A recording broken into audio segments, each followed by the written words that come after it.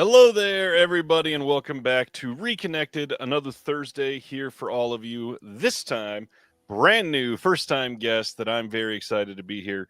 One of the most compelling graphic designers for Blu-ray covers of our time, Mr. Sam Smith. Welcome. Welcome to you. Thank you for having me. Sam Smith, not the singer, Sam Smith. Yes, Very. absolutely different thing. It's good to see you. I'm so Yeah. glad that you're here. This Yeah. is so cool. Yeah, thanks for having me. Super fun. Big Blu-ray collector as well, cinephile, the whole nine yards. Yeah, excited to talk about all of this. Well, the first thing, obviously, with Sam being first time here, all of the social links and all that stuff are in the description. Website is there. The shop is there. Open that in another tab. Save it for later. I think most of it is sold out at the moment, but I'm going to be watching for prints soon because I somehow don't have anything from you. But it is so much of an honor to have you here because there's so many things Thanks. that you've designed over the years that are just some of the most memorable covers, and I am so eager to get to know you. Oh, thanks, man. That's too kind. Also musician and done all kinds of stuff, podcasting. It's incredible. So make sure you follow everywhere. We got somebody asking if you're on Letterboxd, which I know you are.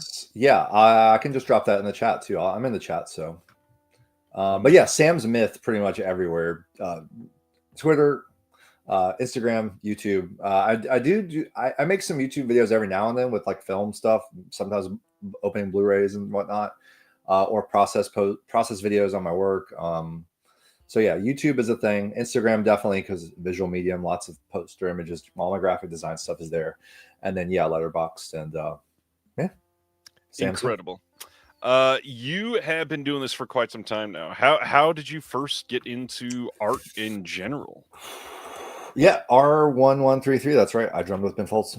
That is mind blowing. I adore Ben Folds. Oh, cool. Okay, cool.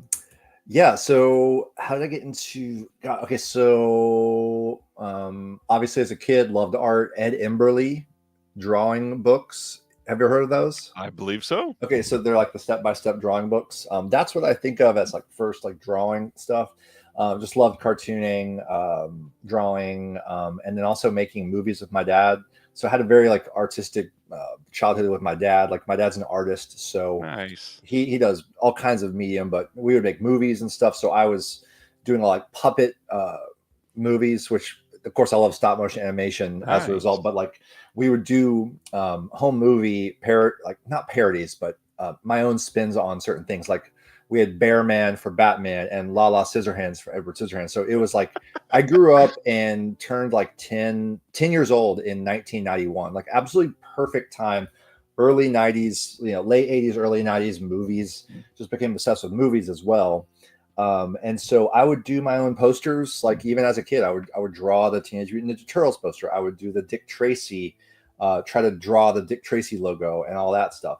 So that whole era of like Dick Tracy, Batman, Turtles, Tim Burton, like early 90s, like T2, like that's my era and got me into movies. So always loved movies, always did drawing and stuff like that. And then like, once we got to middle school and high school, I'm doing like posters for my school, posters for events and all that stuff. So I always loved posters. And then was like collecting them from the movie theater too. Like I would go up at the multiplex and ask for the posters because they always had tons. So I have like a good stash of like 90s movie posters in my flat file. They're pretty crumpled. Some of them are crumpled up, but anyway, so always loved them. And then, studied, did music in high school, drumming, just all sorts of the arts. I was just like really brought up in the arts, so all kinds of things. But really after college and touring for a bit, I had this kind of light bulb go off. It was when like all the Mondo silk screen prints were going around, getting really big. Mondo was huge, and I was like, well, I want to be part of that, but I don't want to I can't compete with like the Tyler Stouts and the Ollie Mosses. Like I want to do my own thing, and how can I do that? Basically went to the Belcourt, which is our local art house theater. We have a great nonprofit art house in the country, one of the best in the country. And I've known them there because I've been a regular. And I kind of said to them, can I try a couple of prints for screenings? And I kind of like wanted to create a portfolio of work that kind of pulled in all my influences of basically like Cuban posters, Polish posters, Czech posters, all that stuff that I kind of was really into, like on an academic level. And it was like the style was like, oh, I can do this. I can't draw like Aaron Horkey or someone like that, but I can do not minimalist, but more reduced, iconic kind of things. Yeah. And that's how I kind of started a portfolio, did some Belcourt prints. And that quickly led to the House thing, which wasn't far after that, where Belcourt had House as a midnight movie. There you go. It's my claim to fame. I peaked like 20 years ago. What can I say? I peaked early. And yeah, the House poster, I did it as a midnight movie poster, and Janice was not sure if they were going to show the whole thing or even do a Criterion. They had this restoration, and it went well. Next thing you know, they want to use my poster for the nationwide re-release of House and do it for the Blu-ray. And then I started working with Criterion and off to the races with key art, theatrical posters, Blu-rays, and just movie art. That is a huge deal to get a title like House that, I think because it's so huge now, a lot of people don't realize before, what year did House start with you? Like 2007? Yeah, 7, 8. So before then, House wasn't really known. It had not had this revitalization in the U.S. yet. Like, it was sometimes shown at like the Japanese Society in New York, but that was like the max of its height of popularity. And since then, it's exploded. But to get your name associated with that as it's rising to popularity, that's got to be like the biggest strike of luck in that moment. Yeah, it was absolute luck, just like lightning striking at the right time. And even like designing that poster, it was done very quickly, like way more quickly than I've designed anything else. Because I just wanted to, but it was partly like strategic. People ask me for advice and stuff. I always say, well, try to go after the clients you want, try to create work that your clients are going to see. So, okay, here, Janus Films has this, and I can do a poster for Belcourt. They're letting me do it. I don't have to sign a license or anything. And they're going to see it. So there you go. Like, I was like, I want to get this poster. Like, I want to do the whole thing. But we even then we didn't know what a phenomenon the movie would be, because the midnight movie sold out. Then they did midnight movies everywhere else. So yeah, it was lightning striking at the right time.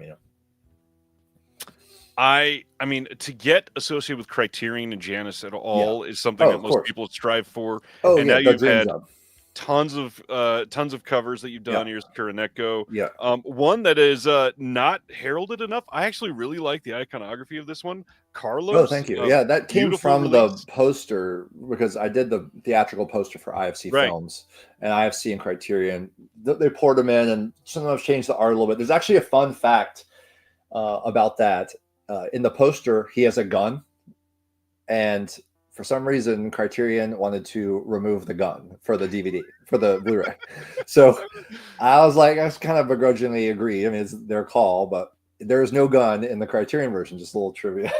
But no, yeah, Criterion is the dream job, man, like for any designer. So, throughout college, I studied cinema studies at NYU at Tisch. Not filmmaking, just like cinema studies, which is basically English major type of thing. You're reading about film, you're writing about film, you're watching tons of films. And yeah, every time I had extra money, I just go down to Kim's Video and buy Criterions, and stack them up. So that was my thing. Kim's Video mentioned. Everybody's got to love that. That's a big deal. Yeah. Funny enough, in the chat, Severn, reading my mind, I was going to ask, you did the pretty iconic World on a Wire cover art, and then Arrow Video announced a title that had art that was very similar. Can you speak on that at all? Yeah, you just have to laugh about it. I mean, it was during a transitional time at Arrow, because Fran, who does Radiance, he was on his way out, and I actually worked with Arrow prior to that, and we had a couple great projects together. Yeah, Bound is great. Oh, thank you. Yeah, so did Bound, did Theater of Blood, and then I just saw that it went around on Twitter. People were tagging me like before I even noticed, and I just I'm not going to be. You don't even have to be a dick about it. You just have to email Arrow and be like, "Hey, you stole the art," and then they're like, "Oh, wow, we really did. Sorry. How can we?" That's all the story is. I don't know the designer. I I don't. They clearly ripped it off, but it's interesting that a lot of times there's similarities and like echoes in graphic design. Something will look like something else. Whether it's intentional or not is always up for debate. It's usually not, but in that case, you kind of can't help but think they did that. And it's like, why would you do that? So it was funny, and Fran made good on it later by hooking me up with some Radiance things. I just got my first Radiance copy of my first thing I did just today. So I have not been able to get that one in yet, but I can't wait to get it. It's one of my most anticipated from them. It looks great. The other one that's a big deal right now, of course, is getting in with OCN. This was the one that Celeste Le Cabre commented on my announcement post for Brimstone and Treacle, which is gorgeous. Thank you. And then this just came in the last day and a half. Nice. Love Crime. Love Crime. And then I've got the other Cinematograph on the way in my next shipment as well. How'd you get in with them? So basically, Criterion, my Criterion era was like a while ago. I did several things with them, and then I've toured off and on. So it's like I've kind of come in and out of doing key art. Some years have been more busy than others, but just something about the last year and a half of like what's gone on with physical media. Like I've always collected Blu-rays, but I was really like sleeping on it for the last 5 or 6 years, like getting Criterions on flash sales, but other than that, really not buying anything. And then all of a sudden, I just kind of like realized how much great stuff is out there. It was like, and I was like, oh my God, like it kind of all clicked at the same time, just with Radiance. I think Fran had reached out to me and I was like, oh, wow, Radiance is really doing amazing stuff. And then, wow, I forgot how much great stuff is on Vinegar Syndrome and these other labels, and then finding YouTube channels and then finding you. And I'm like, now I'm just like obsessed with collecting Blu-rays again. It's very bad. But I think it was just like, I want to,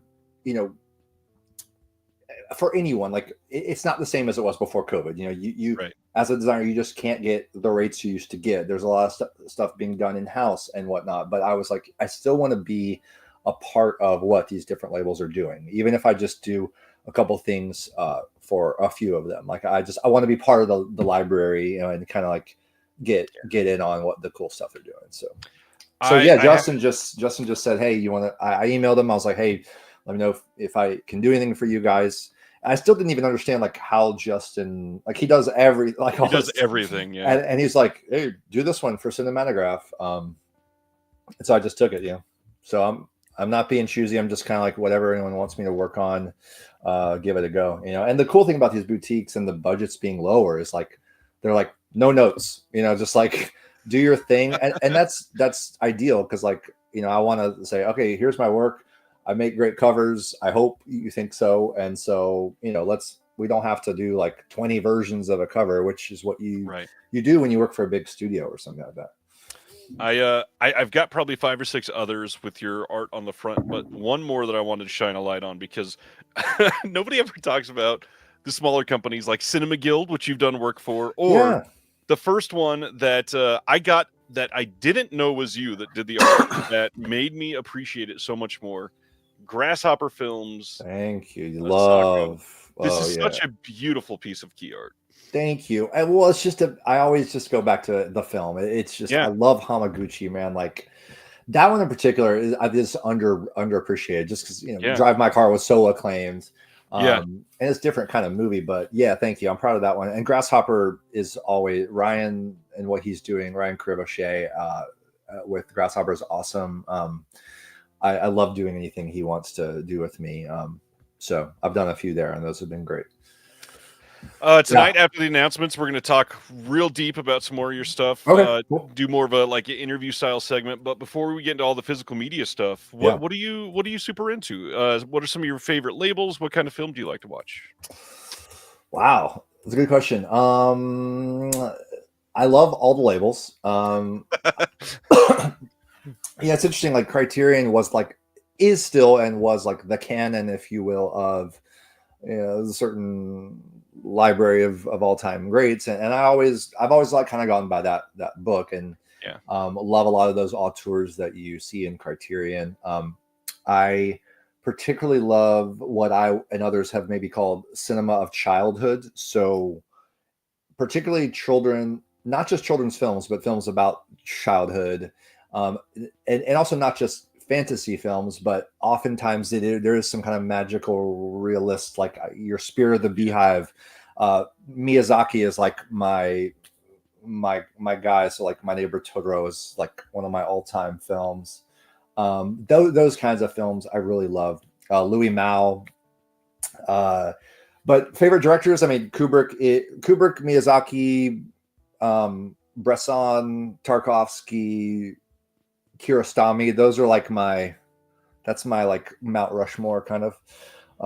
So I really love the really serious, long art house stuff. Right. But yeah, not as much into horror as most like the collectors. They all love the horror. Yeah. I'm not as much into horror.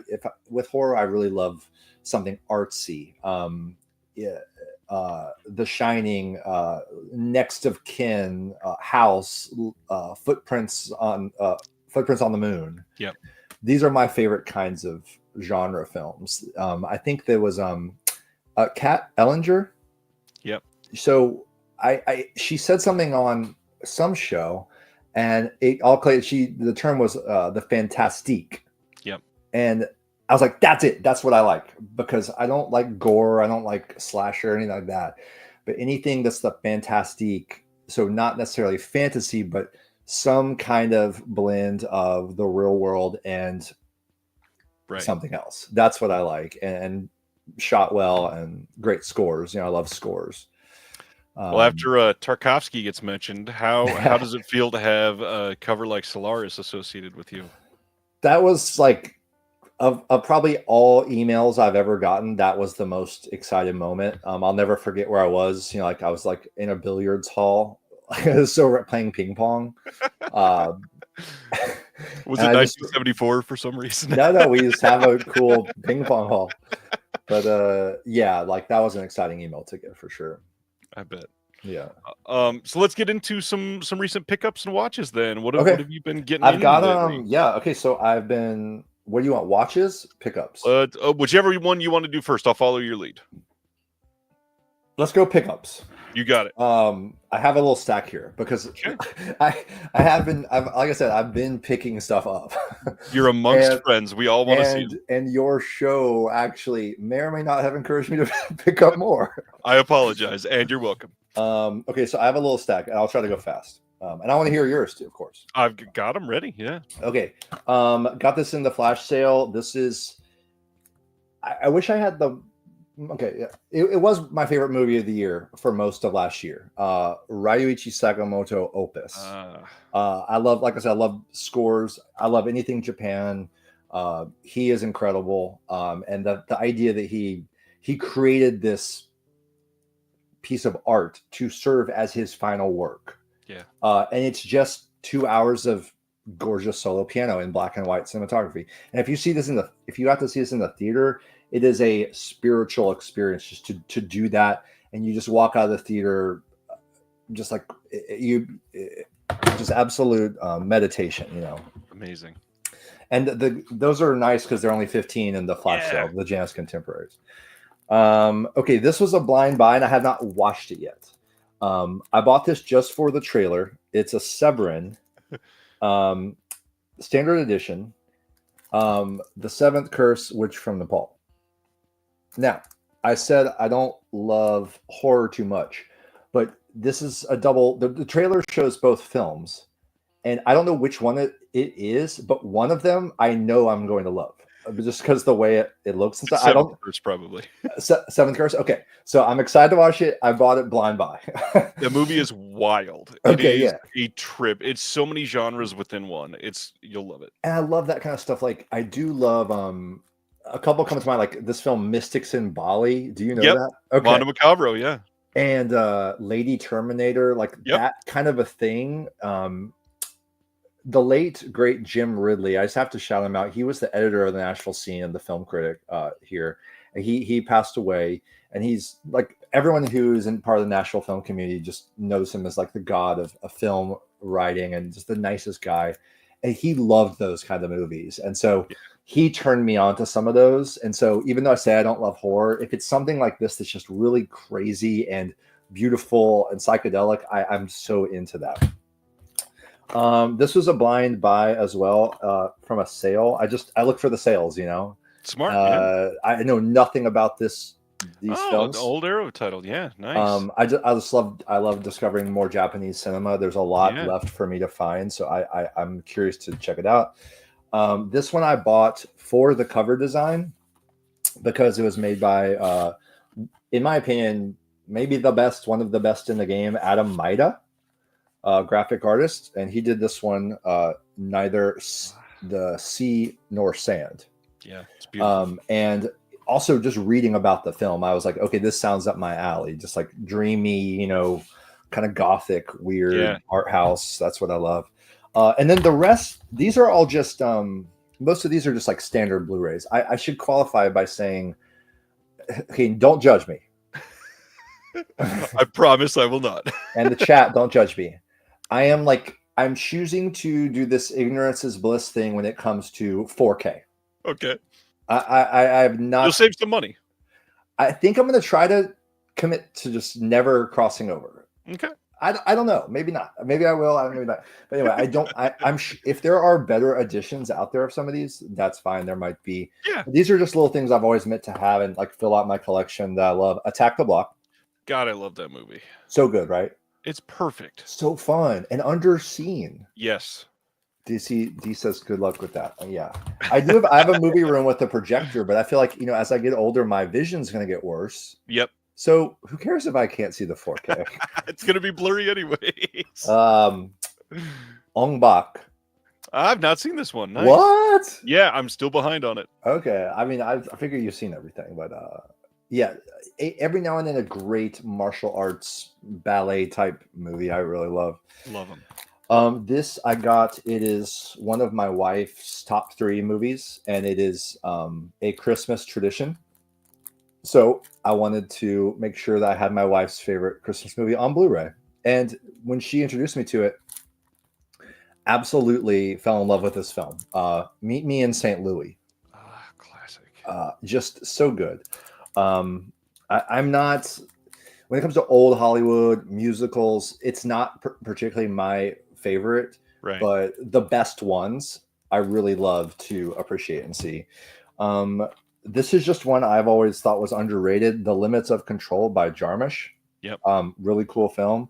And then I think you were talking about Almodovar recently. I was, yeah. Yeah, and so that reminded me. Oh, I need to make sure I have a couple of his that I don't have. So Pain and Glory is nice. An excellent one. And then lastly, this one I had to dig around for a while. It was rare, out of print. Some site was it? Arrow said it. They had it in print again. It was just in the store all of a sudden again. I'm like, what? So I bought it. Of course, for months I get notifications. We cannot find your item. I was like, yeah, because you never had it in stock. You don't get my hopes up like this. Right. They finally refunded it, and I went to eBay and just tracked it down finally. And this is a segue into watches because it's a Czech fairy tale film, which I told you I love. I love fairy tale type things, anything folklore, and I love Polish, Czech, anything from that era in the 60s and so forth. Beauty and the Beast by Juraj Hertz. Awesome. I love this type of thing. It's an excellent release too. Yes, and I love these second runs. I've gotten a few others. I love how the spines look, the design system is. I just love it. So yeah, those are my pickups. Amazing. Second run, for those that we don't talk about second run enough. They are out of the UK, but literally everything they've released has been region free. And they've got a lot of titles that aren't available anywhere else. So if you want, check them out during an Arrow sale. The Arrow store also carries their stuff. And during a sale, they're like £8. They're literally so cheap. It's crazy. Once you get 4 of them, the shipping becomes worth it. So just get through 4 or 5 and you can do it very, very cheaply. Yes. All right. My What you recent got? stuff got in the 2 new Deaf Crocodiles. The Oh, I Married a Strange Person. This is the Bill Plimpton deluxe edition that they just put out. And then one that Will and I have a visual essay on. This is Freckled Max and the Spooks. This is an cool. incredible like reimagining of a mini series that they took a couple of the episodes and made into a feature-length film. And it's basically got all of the Universal monsters done in a silly way, probably not fully for kids, but like for preteens at least. It's like a fun, relatable story. Another one that is a little older, but I had to same as you. I had to track down a version to get this because it went out of print. Watership Down 4K, Ooh, beautiful nice. movie, and I missed out Yes, on a limited edition. It's one of my favorites, so I had to get it. And nice. then the last thing is a huge package that came in today, literally today, from Severn. Mm. I got In My Skin. This is a French extremity film I've not Mm. seen, so eager to see. This is their first side cut slipcase thing Oh they're doing. yeah. And then it came with the House of Psychotic Women, Volume 2. So Nice. eager for this. This has Butterfly Kiss, Morgiana, The Savage Eye, and The Glass Ceiling. Mm-hmm. But Morgiana, same director as Beauty and the Beast. yes, it Yeah, is. That was a and perfect way to go mhm, on about that. mhm, mhm. The big thing that I had bought with that package that I was more excited for is going to even be hard to show. This is, Jesus, the Mm. Scala Cinema book that is like 20 pounds and probably going to be my Wow. favorite thing to go through over the next month or so. I'm I not. watched Tell me, the I'm not Scala familiar. documentary. Scala Cinema was a theater over in the UK, and it was basically the theater that a lot of the people that we look up to found out about, like underground cult films of every single type, and they got around the British laws by you had to be a member of this theater to go see something. So you couldn't just get tickets; you had to become a member first. And now they can show you anything because it's a club, and Yeah. they shared every type of film that you could think of. Like Cafe Flesh is one of the big ones that they showed many times over there. This book itself, it covers so much more of the history than the documentary did, but I will say the doc itself, incredible. Everybody needs to go check it out. It is Okay. a beautiful film. Has cut-ins from a lot of people that you'll recognize, famous directors from the last 20 Okay. years or so. It is a modern, for somebody that loves film, it is a modern masterpiece that everybody should see. Okay. And I the had name to of the get rid of doc. The name of the doc. it. Scala, Oh, just called Scala. Scala. There's a subtitle that's like 20 Okay. words long, but yes, all you need to know is Gotcha. Scala. Okay. Severn put Adding it it. out, Okay. Cool. and then Oh the yeah. BFI Right. released Right. it over in the UK as well. Gotcha. Yeah, I remember hearing about this. Okay. All right, recent watches then. What did you get for those? Is Beauty Okay. and the Beast one of them? Yes, I rewatched it. I'd seen it before. Back when things weren't as accessible. Watching some kind of low quality version of it. Which can be cool too. Like I really love watching like a bootleg of something, and then Yeah. years later seeing it as it's intended. That's always fun. But yeah, rewatch that one. I checked off 3 huge ones. Huge. Okay, dude, I did my first Patushko film. Wow, what'd you think? Speechless, dude. Which one? I like to go chronologically. Smart. Now I know this might be his first feature, like non-animated feature. I think so. Think so. Yes. Anyway, but of the 4 that Deaf Crocodile released, this is the Yes. earliest. I love going chronologically. I wanted to jump right into Ruslan Ludmilla, but I love going in order, seeing how a director evolves, yada yada yada. But dude, I was blown away by this. I don't understand all of it historically yet. I'm still reading through some supplements and like I want to learn more. I'm really done with history. Like, Yeah, me too. But I like it's fascinating from a Yeah. historical perspective. But yeah, just God, the use of miniatures and the effects. I love anything like that. I love mythology, fantasy. Like, just this is what turned me on to Deaf Crocodile. So, Oh wow, nice. that's how I found out about them. Because that it looked cool. I just saw the Tony Stella cover for Ruslan Ludmilla. Gorgeous. Yeah, I love Tony, of course. He's like the most insane artist of our time for movie art. But yeah, that's how I discovered it, and it was amazing. Great. Secondly, finally watched this one that I picked up a few months ago. And no, I did not get the limited edition. If anyone's got an extra one, wants to hook me up, I'll send them like a house print or something. But The Keep. Now this is interesting because I love scores and I love electronic music. Tangerine Dream. The Tangerine Dream Keep album. Do you know how complex all this is? Oh yeah. Okay, yeah.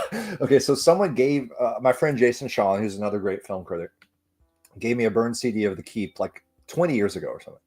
And it's become like my favorite electronic score ever. Like that album is flawless. Everything that trio did at that time. Also Edgar Froese's score for Kamikaze 89.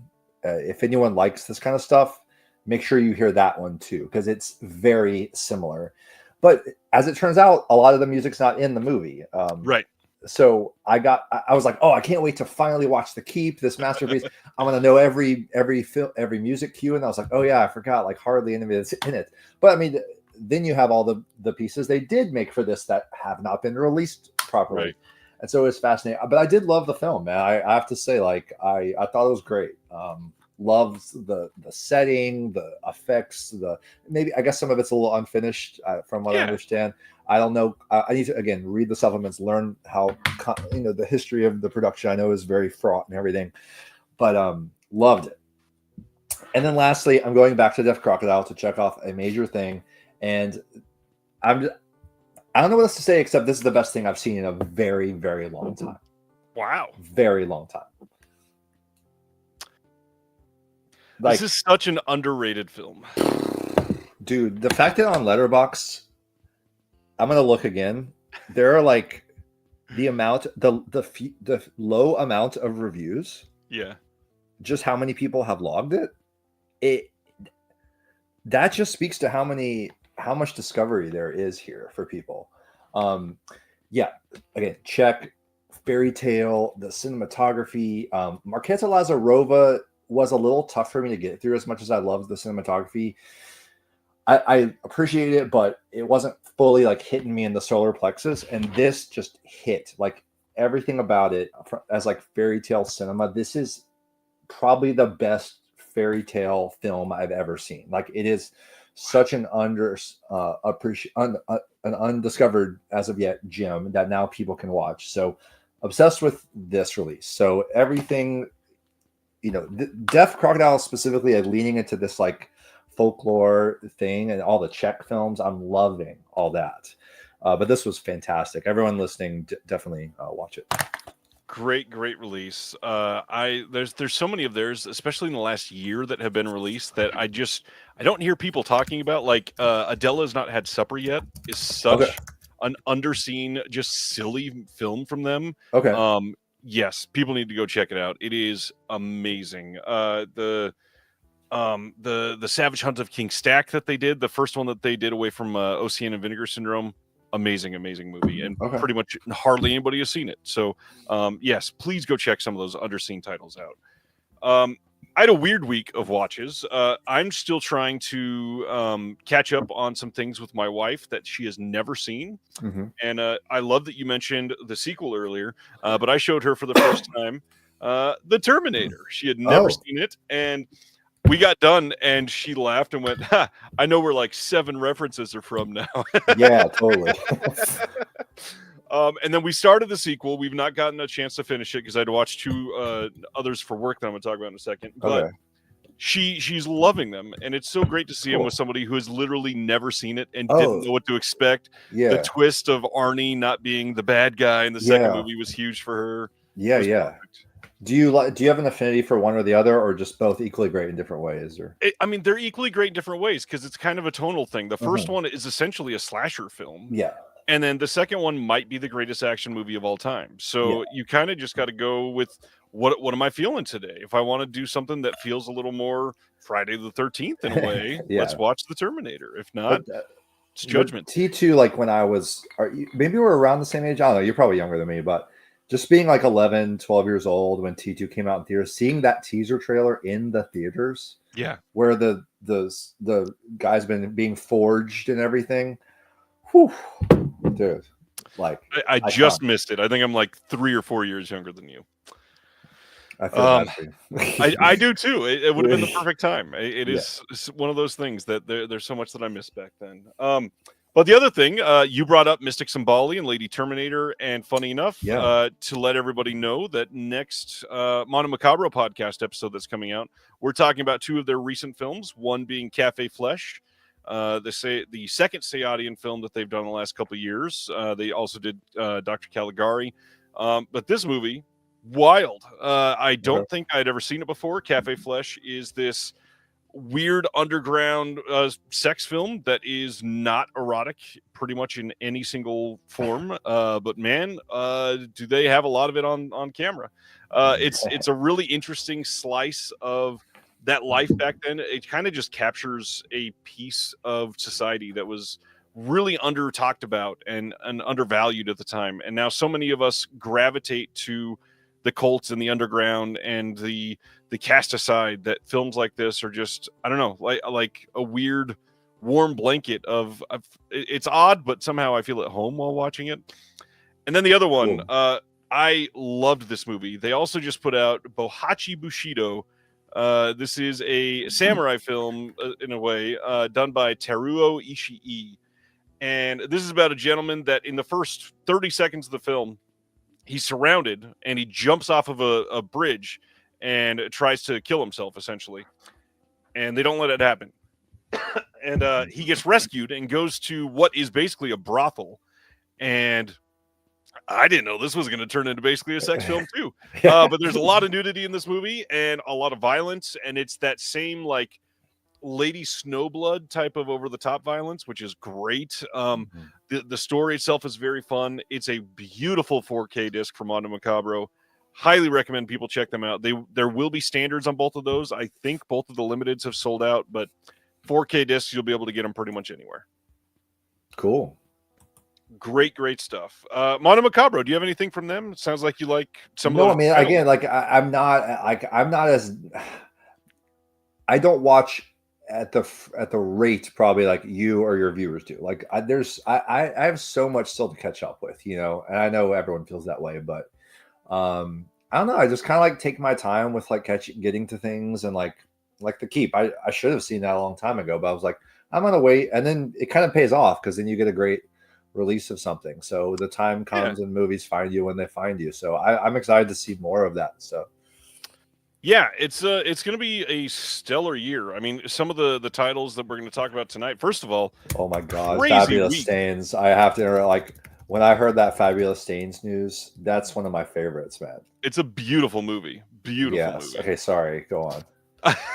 I expected it to be a light week and we'd have a bunch of time to talk about art and stuff. And man, the announcements just kept pouring in this week. It has been crazy. Okay, well, I'm behind then. I'm excited to see what you've got. Let's start blasting through them. Let's do it then. First up, just this little indie film called Raging Bull. Imprint is putting all of these out. These are all coming on June 25th, and these are in Australia. This first one, this is Raging Bull. Like I said, the big thing is that this has HDR. The Criterion release, or this one has Dolby Vision. I don't think the Criterion one did.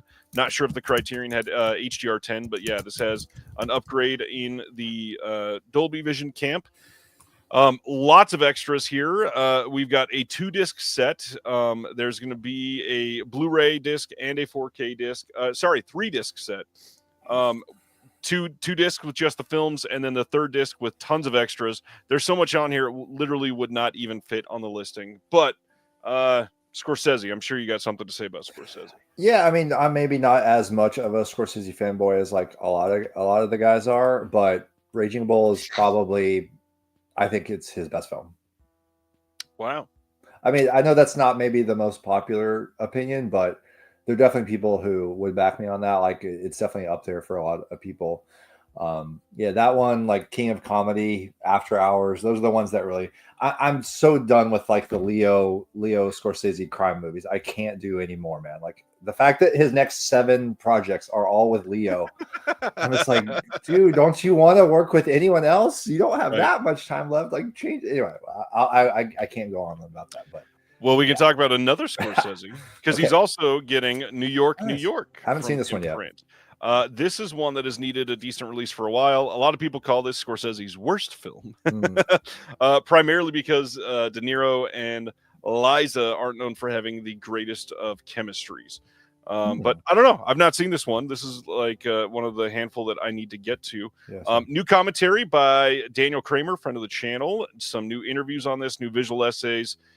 This looks like a really solid release. It's got the director's cut and the European cut. So kind of seems like this has pretty much everything you could want. That's cool. Yeah, I haven't seen it either. So need to check it out. Yeah, this one, especially the art on this looks pretty great. I like that. Yeah. I like early work too. I like early work by filmmakers. Yeah. I'm way more, for example, I'm way more interested in seeing this than his next film, whatever it's going to be. Right. I don't know. There's something about when you don't have as much to work with. There is just such a creative era, and I think even as time goes on, people's worst film, you end up appreciating it in a different way. So I would agree, completely agree. I mean, look at what we just said about The Keep. That's often called his worst film. Yeah. June 25th, we're also getting a Blu-ray of The Man Who Would Be King. This is a film that has gotten a release from Kino here in the States prior, but this is going to be coming out from Imprint. You've got a making of that'll be on this, and then they are announcing more special features, so this should have more than what the Kino does. But this is a Sean Connery, Michael Caine, and Christopher Plummer film from 75. Wow. I've never seen this one. No, me either. Not maybe my type of thing, unless someone really like forced me to watch it. But what a trio of actors, yeah. Absolutely. Then we got The Wind and the Lion, another Connery film coming on Blu-ray. This is from 1975. This has Candice Bergen in it as well. This one is going to be getting some new special features as well. There's an audio commentary with the director on here that was archival, but should be getting some new stuff. That poster is incredible. The original poster art for that. Yes, it is. It really is. This next one, I am so excited about this title. Leadbelly from 1976 is coming out. This is the first time on physical media ever in the world for this film. This has Roger E. Mosley, who was in Magnum P.I., and then this was directed by Gordon Parks, who is pretty astounding. This was never on disc anywhere. This is going to be limited to 1,500 copies. They're doing a bunch of new special features for this, but no news on the specific extras yet. This will come out later. Cool. Looks good. Yeah, this looks amazing. I'm always excited about Imprint because at least one of the titles is like, you've never seen this in HD before. And who else is doing that every single month? That's impressive. Cool. And then I think this is the last one from them. J.W. Coop from 1971 is rounding out their slate. This one is not going to get any extras, and it's got Cliff Robertson. That's probably the biggest thing about it. I've never even heard of this one. No, I got nothing. I'm not going to bog you down if I don't got much to say. No, keep moving. I'll jump in when I got something good. You got it. I forgot about this one. The Onion Field from 1979 is one of the next ones. And this is probably the second one I'm looking forward to a whole lot. Cast on this looks great. This one has an audio commentary from Harold Becker, the director, making of. But you got Ted Danson, Christopher Lloyd, John Savage, James Woods. This is just like peak right up my alley. 1979. This should be great. Yeah. Give me, like, since I'm still catching up on your show, like, who are your top? Who's your Mount Rushmore? Just so I can like get your, or Desert Island Films, 3 of them or something, or 4 favorites. Letterboxd. Give me anything. Letterboxd 4 favorites is an interesting one because it is not one that I've changed in a long time. My current top 4 on Letterboxd is Green Room from a handful of years ago. Okay. Love that movie. Jurassic Park is probably what made me love films when I was a kid. Nice. The Muppets Christmas Carol, which is my Christmas movie, and I've got a animal tattooed on my arm. Dude, that's amazing. Like, I know I said my wife would meet me in St. Louis, but we kick off Christmas every Thanksgiving weekend with Muppet Christmas Carol. Nice. And then my fourth one is a lot of people don't even call it a film, but Bo Burnham's Inside from a couple years Great. ago, I think is Excellent. one of the most important pieces of art to come out in the last 5 years. It's fantastic. I could go on and on. As far as labels, or director, just your like other directors you love. Ooh, directors. I am, current directors at least, loving Ari Aster stuff, bringing the artistic side to some darkness. Love Robert Eggers, like a lot of people. Grew up on Steven Spielberg stuff, so a lot of that is still just nice, toasty, like comfort food watching. But just like you, I'm still learning. You say it feels like I've seen everything. I've seen most nothing. I'm doing what I can to catch up. I'm very behind. Like we were talking about before we went live, I grew up in a super small town in the desert in California. We only had access to like mainstream stuff. Yeah. So the scratch the surface. What's just under is the stuff that I'm trying to get to right now. Nice. Everything that wasn't on a Blockbuster shelf with 84 copies waiting to be rented out. Yeah. I've seen those. I need to get to the other stuff. It sounds like you're doing pretty good so far. You've seen every obscure film I've mentioned, so I mean, I'm trying. A lot of those are semi-big names for physical media nerds. So. That's true. Cool. All right.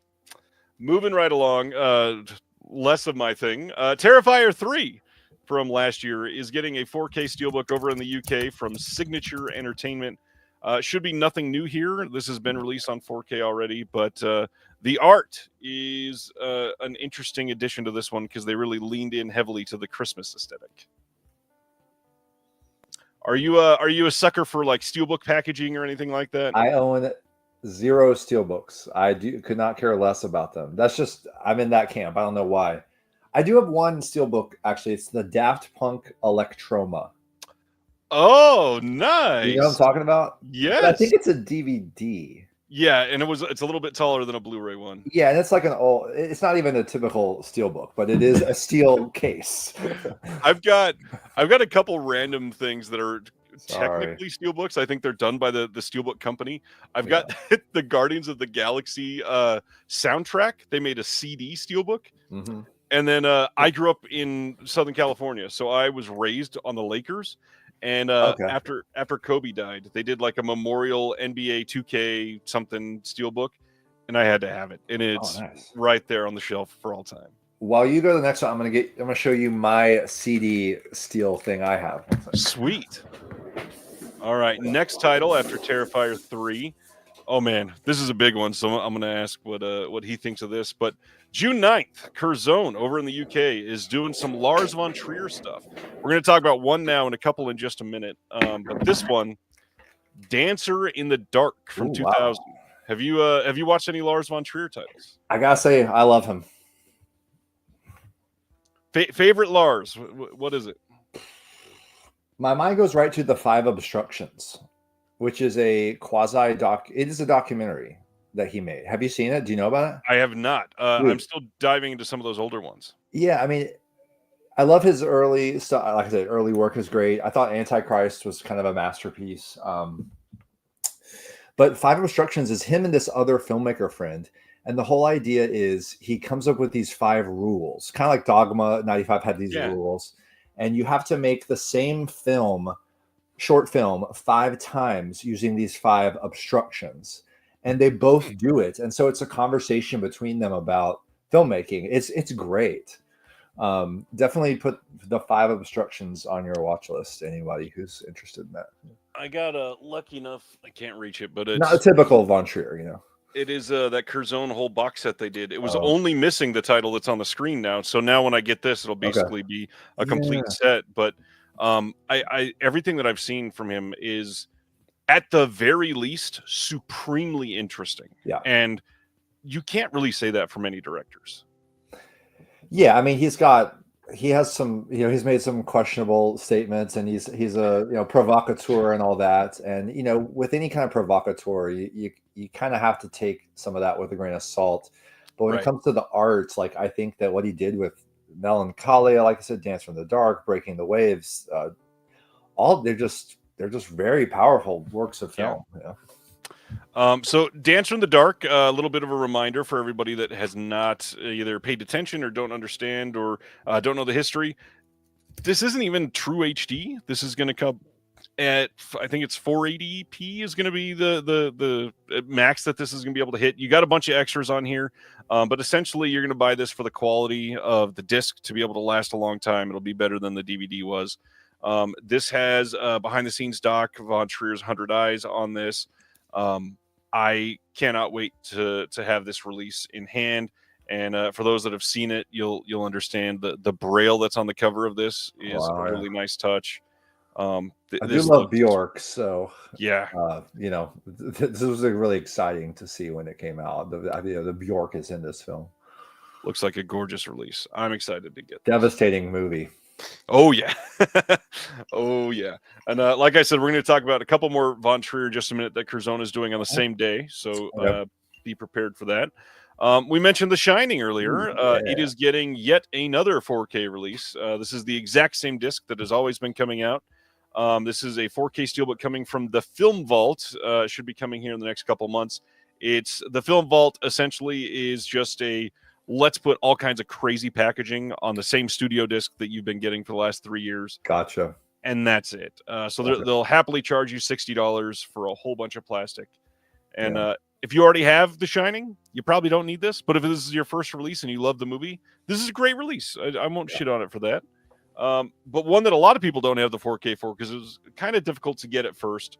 Poltergeist, also getting that exact same style of release from the Film Vault. I believe both of those will be releasing on the same day. It is a steelbook in this weird PET plastic case, a bunch of art cards, some fold-out posters, stuff like that. It's for like the super fans of these films. That and somebody that thinks my shelves are not full enough. Yeah.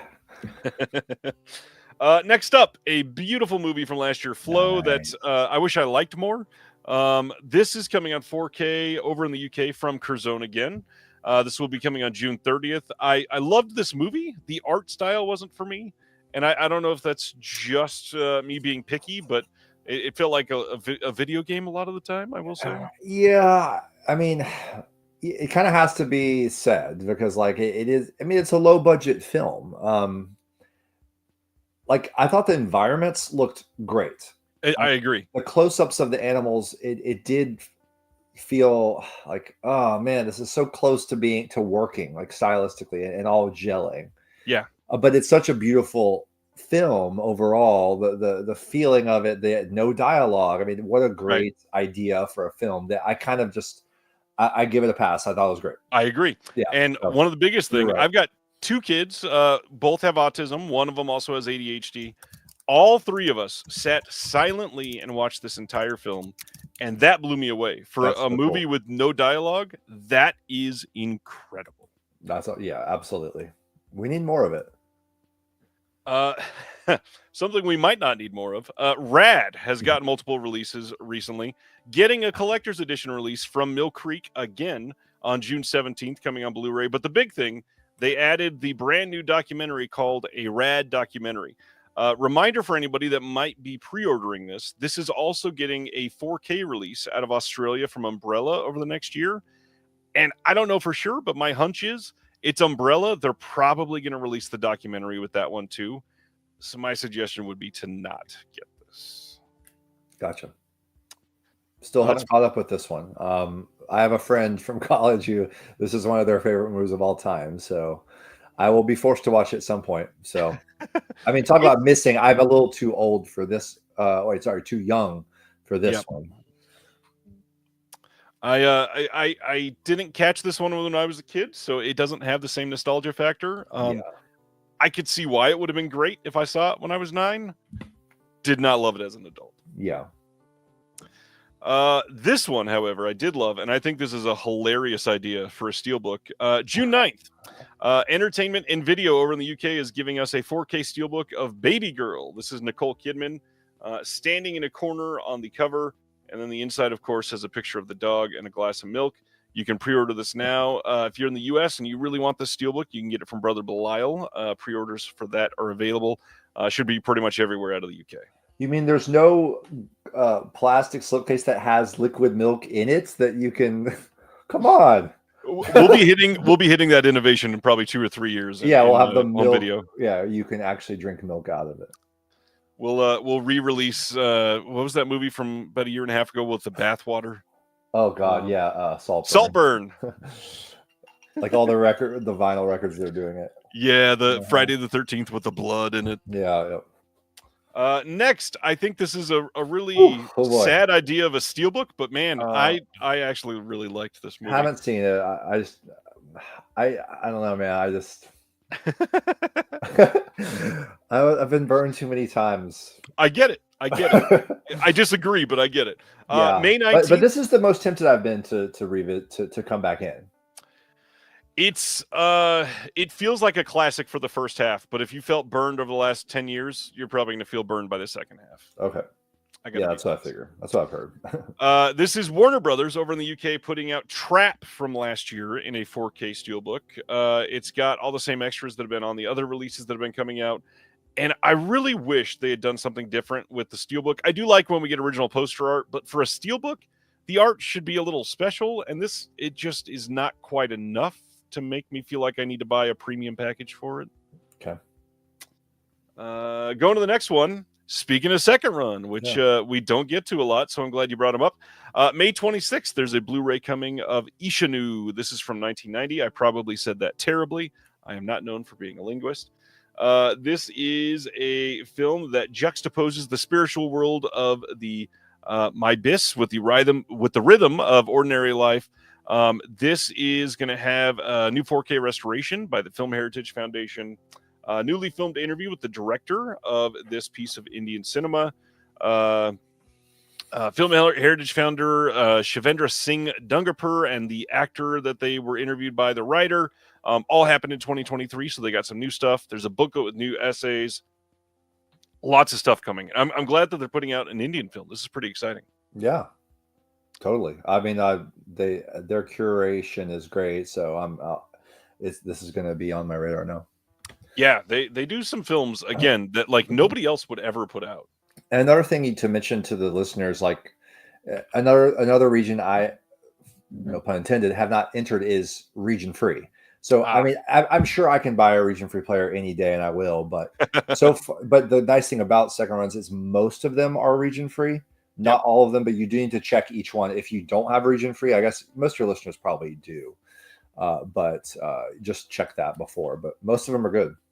Every time we bring this up, we have a couple that in the chat will say, "I'm never going region free, region A forever." Oh, there you go. So for those people, let's see what is next. Next up is again Lars von Trier from Curzon. This is also coming on June 9th. We're getting a standalone edition of The Idiots. This is from 1998. This is looked at as his masterpiece by a lot of people. This is a beautiful movie. It's got a making of on here. It's got behind the scenes doc, all kinds of stuff that has been on, associated with this film for years. How do you feel about The Idiot, sir? I haven't seen it yet. Some of his early work I need to see still. So excited, just kind of saving it. And maybe this will be the time to go. Well, this one will be locked region B. Yeah, so I'll have to cross over. They're also doing Dogville on that same day. This has, again, all the same extras that were in the box set. And this is another one that it seems like all the Von Trier titles get sort of equally sliced for a lot of people that think that it's their favorite one. But the big thing with this one, other than Nymphomaniac, this is probably his most mainstream cast.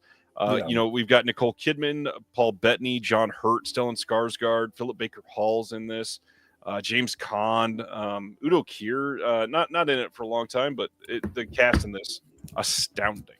Yeah, and this is a hardcore one. Like if you can get through this one, you can, in a way, get through any of them. It's not that it's graphic. In fact, it's not. It's all on a stage. It's got this Brechtian thing. That's the whole, like the cover is showing the plot of the house. And it's all just an imaginary house. It's like a play. So you're imagining everything. It's just a acting film. And he gets the performances he gets, especially out of actresses. I mean, Kidman just like, this was when she really started going on a tear. Yeah. Some of these incredible performances. performances. Since we've had two Kidmans in the last 5 minutes, one thing I want to shout out, back in, I think it was 2016 or 2017, she made this big public pledge that every time that she works with a director, she would alternate at least and I think the promise was do at least one film with the female director every year. Yeah. And since she made that promise, she's done like 17 films with female directors. Yeah. And not any other actor is doing something like that. I am insanely impressed with that. Particularly love her because Eyes Wide Shut is in my top 5 of all time. And she's also a Nashvilleian where I live. I don't think I knew that. She has come to the Belcourt often. The Belcourt did a series that Nicole Kidman hand-picked of her career last year. It was one of the highlights of the movie-going year here. This is why the Belcourt is great. So you had a Kidman series picked by her. What did she pick? Do you remember? I mean, she picked kind of what you'd expect, kind of just these really interesting Dogville, Eyes Wide Shut. A film I'm going to mention later in my top 5. Interesting. Just she's just worked with so many great people. She's incredible. Yeah.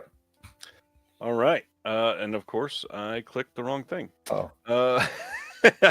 Let's talk about a brand new movie. Borderline from this year is coming on Blu-ray in the US from Magnolia on June 10th. This is with Samara Weaving, and the other one is Ray Nicholson. This is Nicholson's son, Jack Nicholson's son, who is exploding right now. Really? He had a small part in Smile 2, and they used him as the poster, and now he is one of the two main actors in this one. And I've loved Samara Weaving in most of what she's done, so I'm curious to see this one, but not heard amazing things. This is the first I've ever heard of this or his son, Jack Nicholson's son. I did not know that. Yeah, he's got the same like 1978 Jack style smile when you see him. Okay. Next, Kino is putting out King and Country here soon on Blu-ray. This is from 1966 with a hell of a evocative poster that they're using here. Yeah, is that the cover? Because that's just a poster, full on. That when they don't have a release date, they do not share the covers. Oh, here. gotcha. This might be the reverse of the cover when they put it out, but this is just the original theatrical poster. Got it. So yeah, we don't know when this is coming out, but it'll be a 4K restoration that Studio Canal did recently. God, at that point, they might update it to UHD, but probably not. Mm-hmm. Then the next one, this one will be a UHD. Uncommon Valor from 1983 will be a 4K release from Kino here soon. It will be a brand new HDR and Dolby Vision master.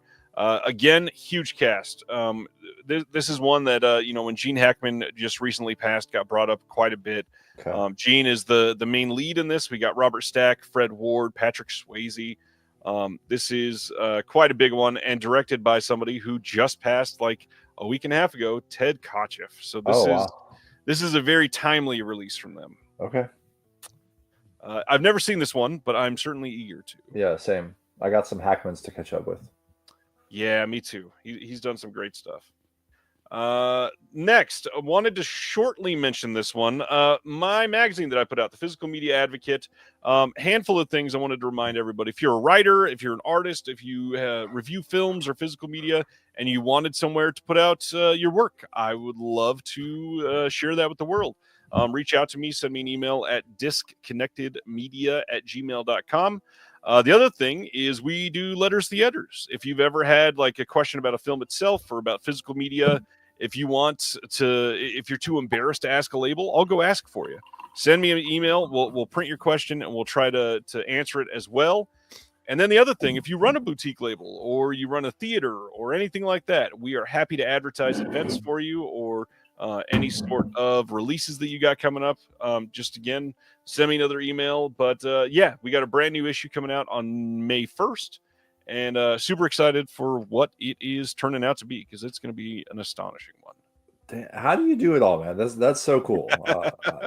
I didn't even know about this yet, and it's just you got a lot of iron. You're cooking, man. You're cooking. We'll talk afterwards. Give me an address. I'll send you a copy. Okay. I didn't even know this was a thing. On June 24th, N Circle, who is like a subsidiary of Mill Creek, they're putting out a Blu-ray steelbook of Sonic Prime, the complete series. I guess this was a Netflix show. Had no idea about this, but yeah, this whole thing is coming out here soon. Coming out in June. The biggest thing here, I'm always excited to see stuff that was locked on streaming get physical releases. I hope we get more and more of those. Man, we got an interesting thing. We're going to be talking about 2 disc replacements coming up for Warner Archive tonight. This is the first one, and it's for Wait Till Your Father Gets Home.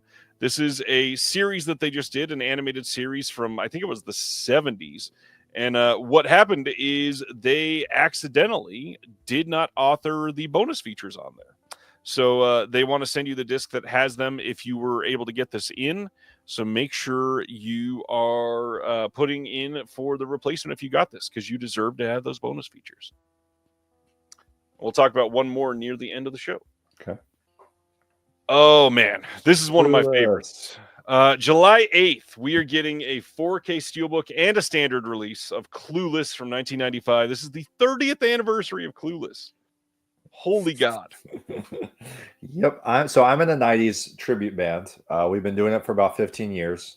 We play all the music of the 90s. And so yeah, 90s pop culture is like one of my like expertise is, you know. And yeah, we have a lot of 30th anniversaries we're dealing with. So yeah, a lot of 30th anniversaries. That makes sense. 30 years yeah. as if, yeah. I'm all over this as well. This is one of my favorites. Easily, I think, one of the best comedies from the 90s. I don't know about the steelbook. The steelbook that they're doing for this is the exact same steelbook they did, like 2 years ago for the Blu-ray. They just put it in a slipcover and put all this fancy stuff with it. I don't need all that. If I can get the standard 4K for like $15-20, I'll jump all over that. This one, I have heard great things about this one. Okay, yeah, have you? June 17th, Magnolia is releasing a Blu-ray of The Assessment from last year. This is a film with Alicia Vikander and Elizabeth Olsen and Himesh Patel. I've heard this is a very trippy film, and the people that have said that to me seem to have a lot of the same taste when they talk about that sort of thing. So yeah. I'm curious, anybody in the chat seen this one yet? I've not seen it yet. I love Vikander. Yeah, she's great. There's this film called The Light Between Oceans, and it's actually where she and Michael Fassbender worked together for the first time and then fell in love and got married. Wow. And if you've seen a movie where 2 actors are literally falling in love on screen, the performances are so real. Like it is. I saw that and I was like, she's my favorite actress of her generation. Just like, wow. So that it's just a period romantic drama.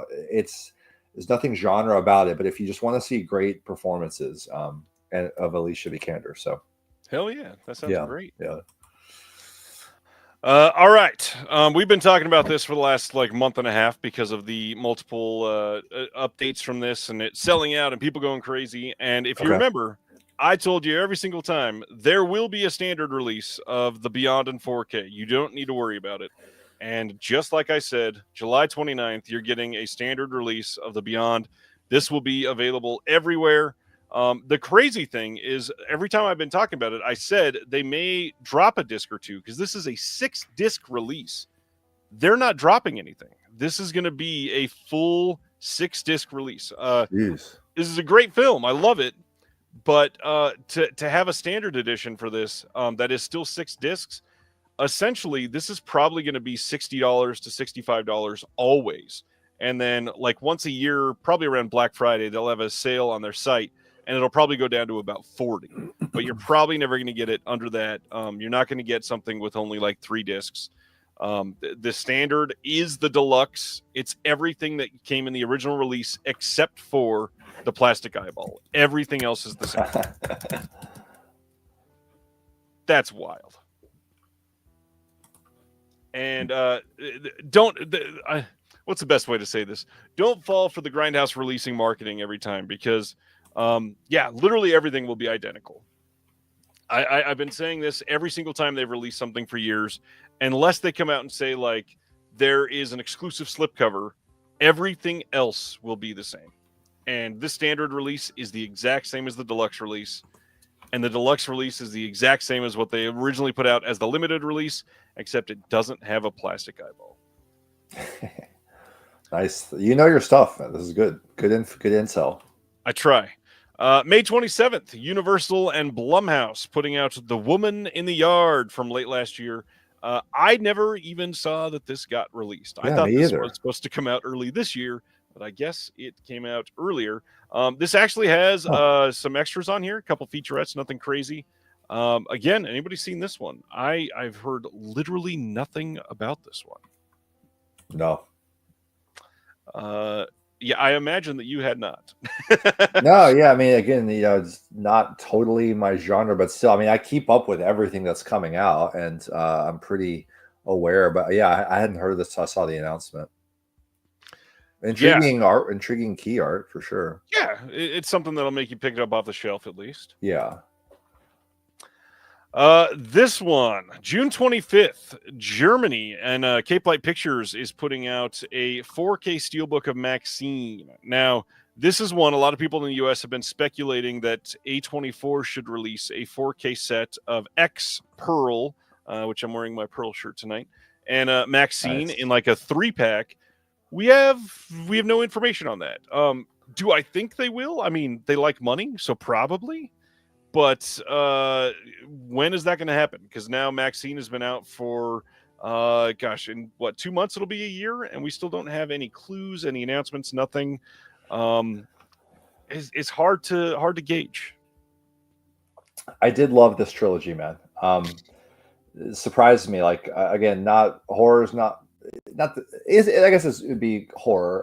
But I don't know how you guys define this trilogy, but. Yeah, I was just really. I think I saw Mia Goth in Suspiria, the Luca version. That I love that film. Like talk about like art house horror. Suspiria was phenomenal, and it made me want to see this just because Mia Goth was so good. And I saw the whole trilogy, but I didn't see them until Maxine was coming out, and they did the re-release in theaters of the other two.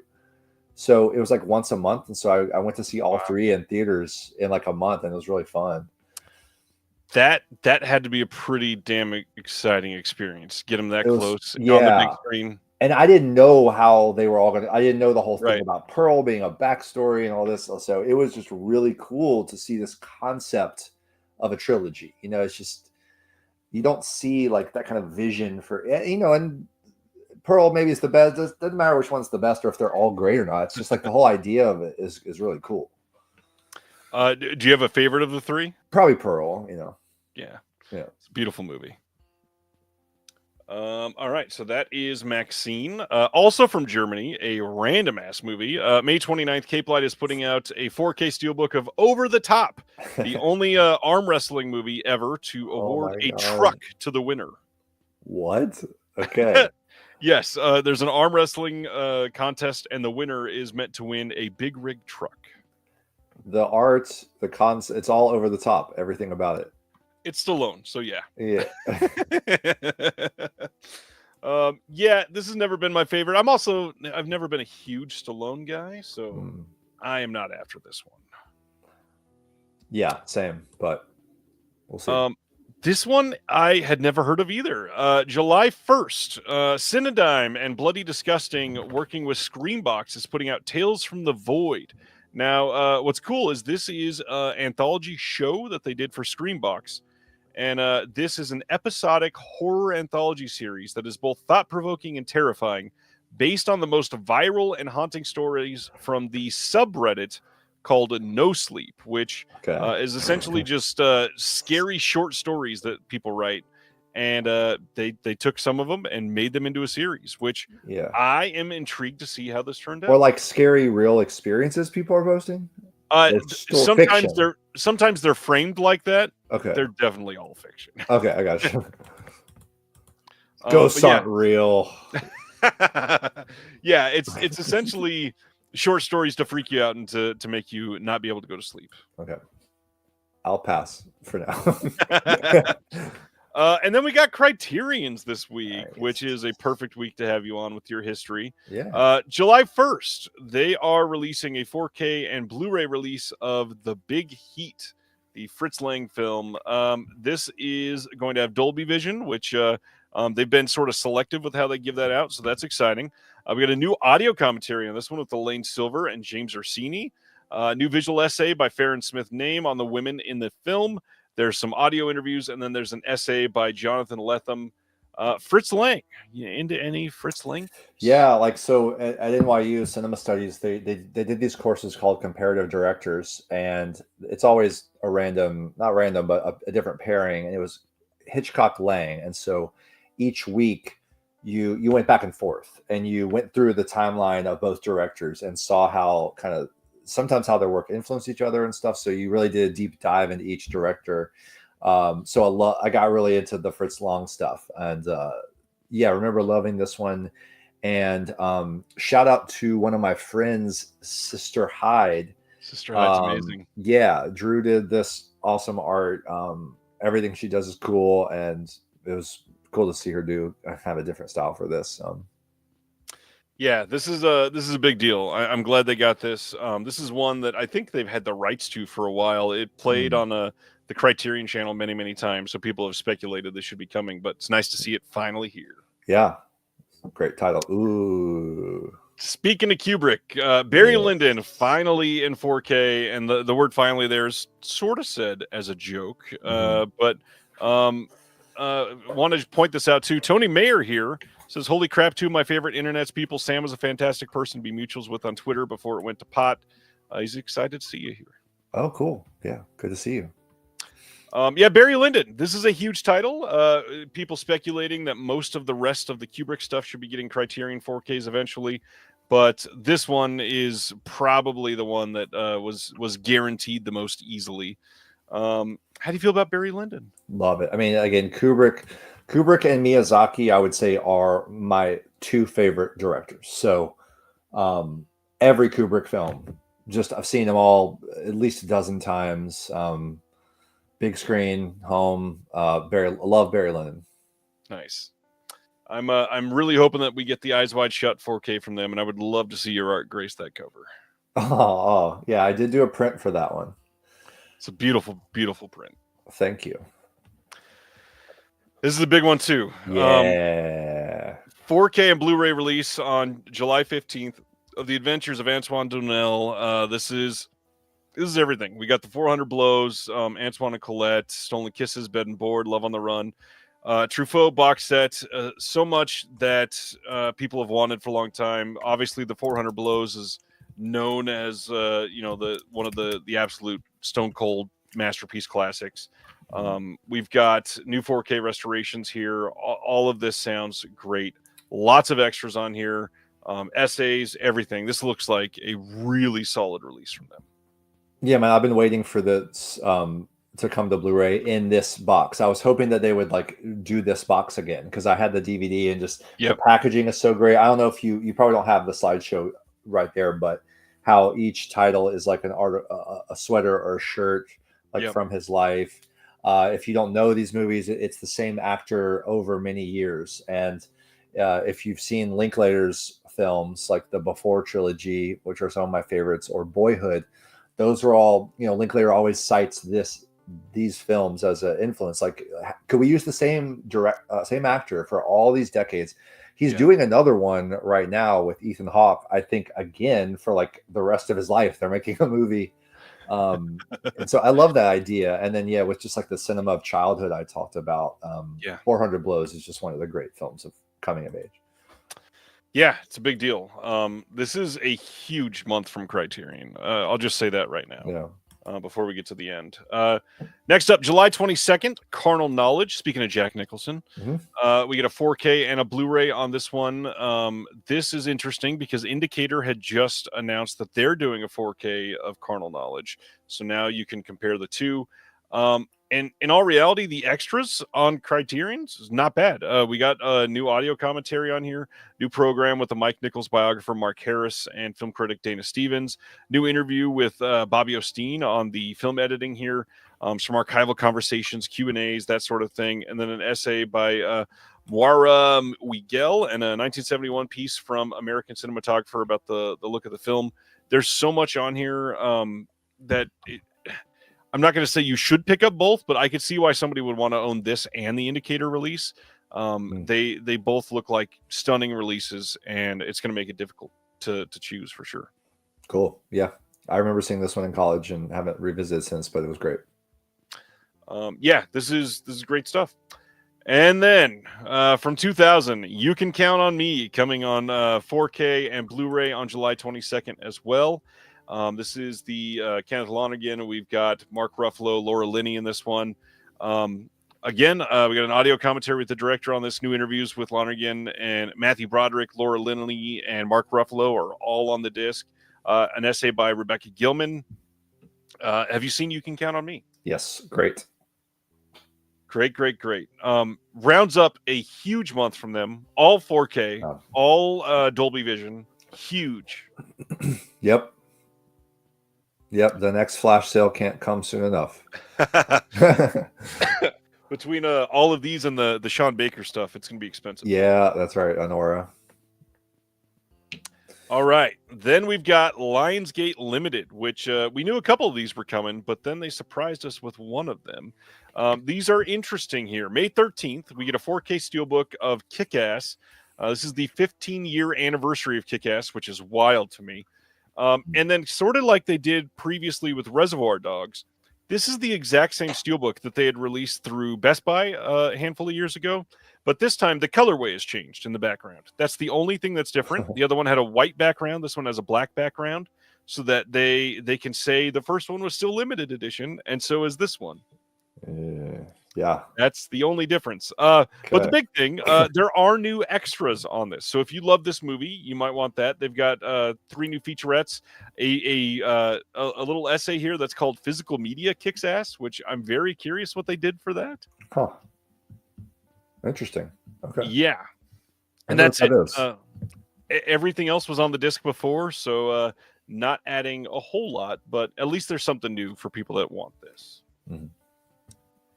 Then the next one. This is one I'm genuinely excited about. The Crazies from 2010, also getting a 15-year anniversary 4K steelbook release.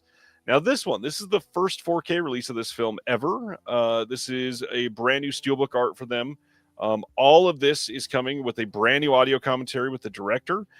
We've got a handful of other featurettes, including an alternate ending that were not on the previous disc. And all of the legacy special features are with this as well. This is a pretty incredible looking release of this film. And I don't know what everybody in the chat's going to think of me saying this. I think this is much better than George A. Romero's original.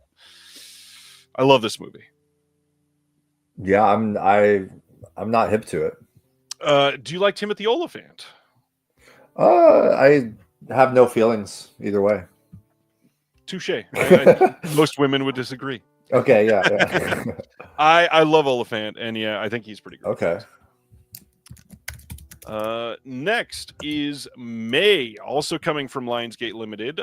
This is coming on May 13th as well. This is a Blu-ray release of May, same as what Second Sight did over in the UK. And what's interesting is this is part of the Vestron video collection, which sort of makes no sense, because this was not a Vestron video title when this was announced, because Vestron had ceased to exist by the year 2002. This is just sort of an odd addition to all of the titles that they've put out previously, and this is exclusive to the Lionsgate Limited website. So if you really wanted this one, and you don't have the Second Sight, this is the place to get it. I'm glad that this is getting a Region A release and that it has all of the same extras as the Second Sight. But man, it is cutting off a lot of people from being able to purchase this, and it is sort of rough to see their prices go up. They had, for a couple of years at least, gone from about a $25 to $30 MSRP all the way down to like a $15 MSRP, and now this is all the way back up to $25. So this is likely going to be what it's going for in the future if they do more Vestron titles. I'm assuming you haven't seen May? No, again, not on my radar, this one. So this is a version of the Frankenstein story. Okay. It's very good. This is a very like we'll say awkward cult art house film. Okay. If it's our house, I'm in. Certainly in some ways. I love this artist, Matt Ryan Tobin. He's incredible. Yeah, I really love the Pearl paper, like the Maxine paperbacks he did. Yep. And yeah, just all of his stuff is really good. So cool poster.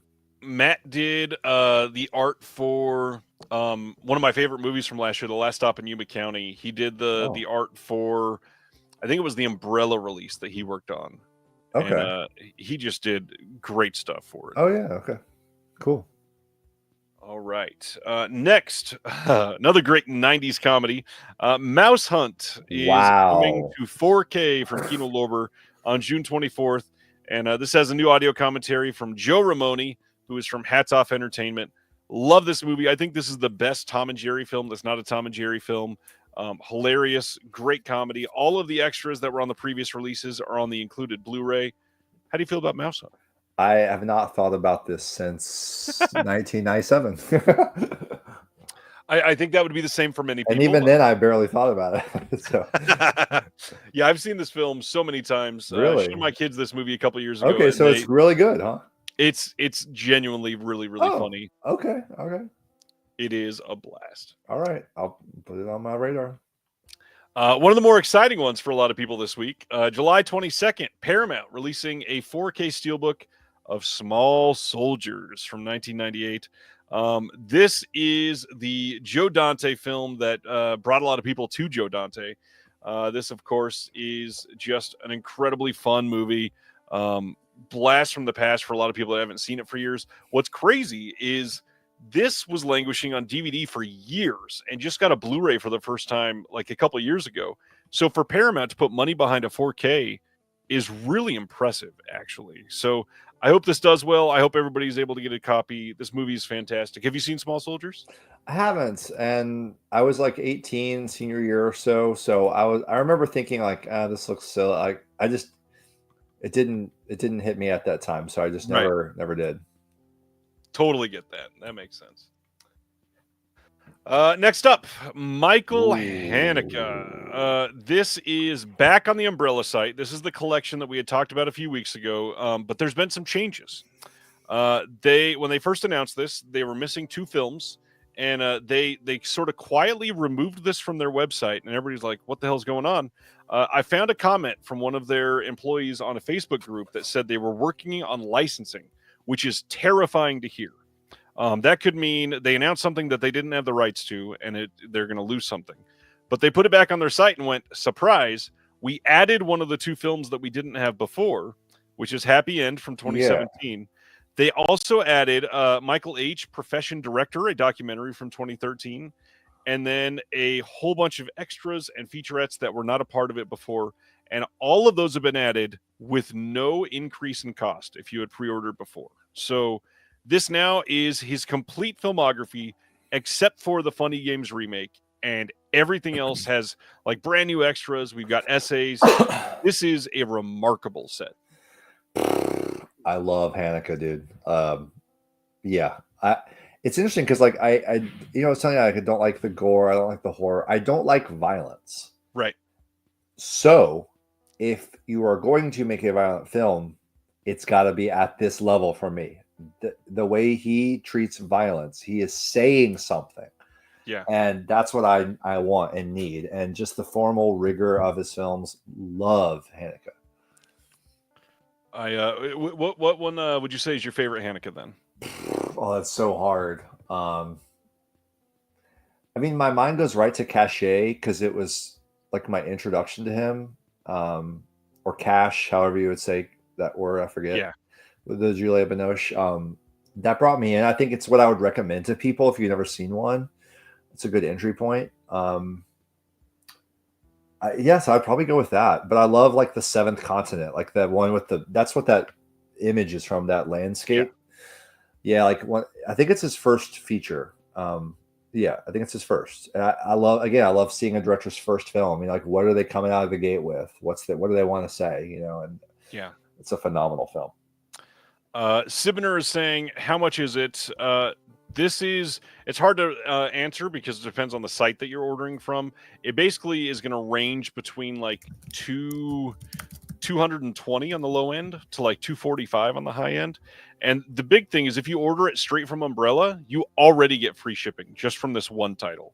Okay. So no matter where you are, that's pretty huge. We got another question. Reservoir's asking, why no Funny Games remake American rights? It has to do with rights, obviously, or they would have included it, no doubt. I don't think American rights have anything to do with it. It's just they probably could not secure it for Australia. This is huge, though. But the big thing, the Funny Games remake is available from Europe on Blu-ray, and you can still pick that up very, very cheaply. You can get it on eBay. You can get it from Rare Waves. You can get it Amazon UK even, I think. So check that out, and then you would have a complete set. Just put that, slip that disc in here somewhere, and call it a day. Yeah. Love it. That's weird about the removal. Like that's you don't see that very often. No, and for it to be positive editions is very exciting. Yeah. Exactly. Okay, cool. CGV TV wants to point out Umbrella does amazing work on these deluxe box sets. The sets they did for Caligula, Bully, and Kids were top shelf. Fully agreed. Okay. I've heard that. I had not got any of the deluxe editions until after everybody was on there. But man, I've got one. I happen to have a couple right here, but I'm going to show one that I still can't believe I did this, but Sasquatch Sunset coming in a furry slipcover. Oh my God. Is a beautiful idea. Love that film, dude. It's so funny and moving. Oh man, what a unique one. Yeah, love the Zellner Bros. I've worked with them on a couple things. Nice. Yeah.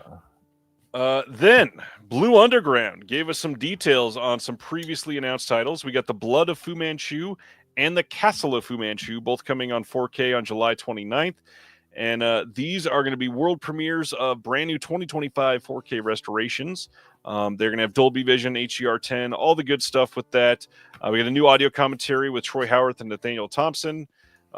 There is going to be a new interview with Stephen Thrower on this as well. Of course, it's a Jess Franco title, so he's got to talk about it. The Blood of Fu Manchu also has the Riff Tracks version of here. So lots of cool stuff coming on this disc. And then the Castle of Fu Manchu. This one will also have Nathaniel Thompson and Troy Howarth on the commentary. They've got another new interview with Stephen Thrower and the Riff Tracks version also on here as well. Jess Franco, have you watched much or anything from Jess Franco? Probably something, but not these. So yeah. This is basically the pinnacle of video quality of artistic films that you probably would not love. Okay. So if you want not great movies to look amazing, okay, this would be a good pickup. Okay. This one though, Sony putting out a standard release of Oliver from 1968. This is getting a 4K release that will be a pressed mod release, so don't have to worry about it being a burned disc or anything like that.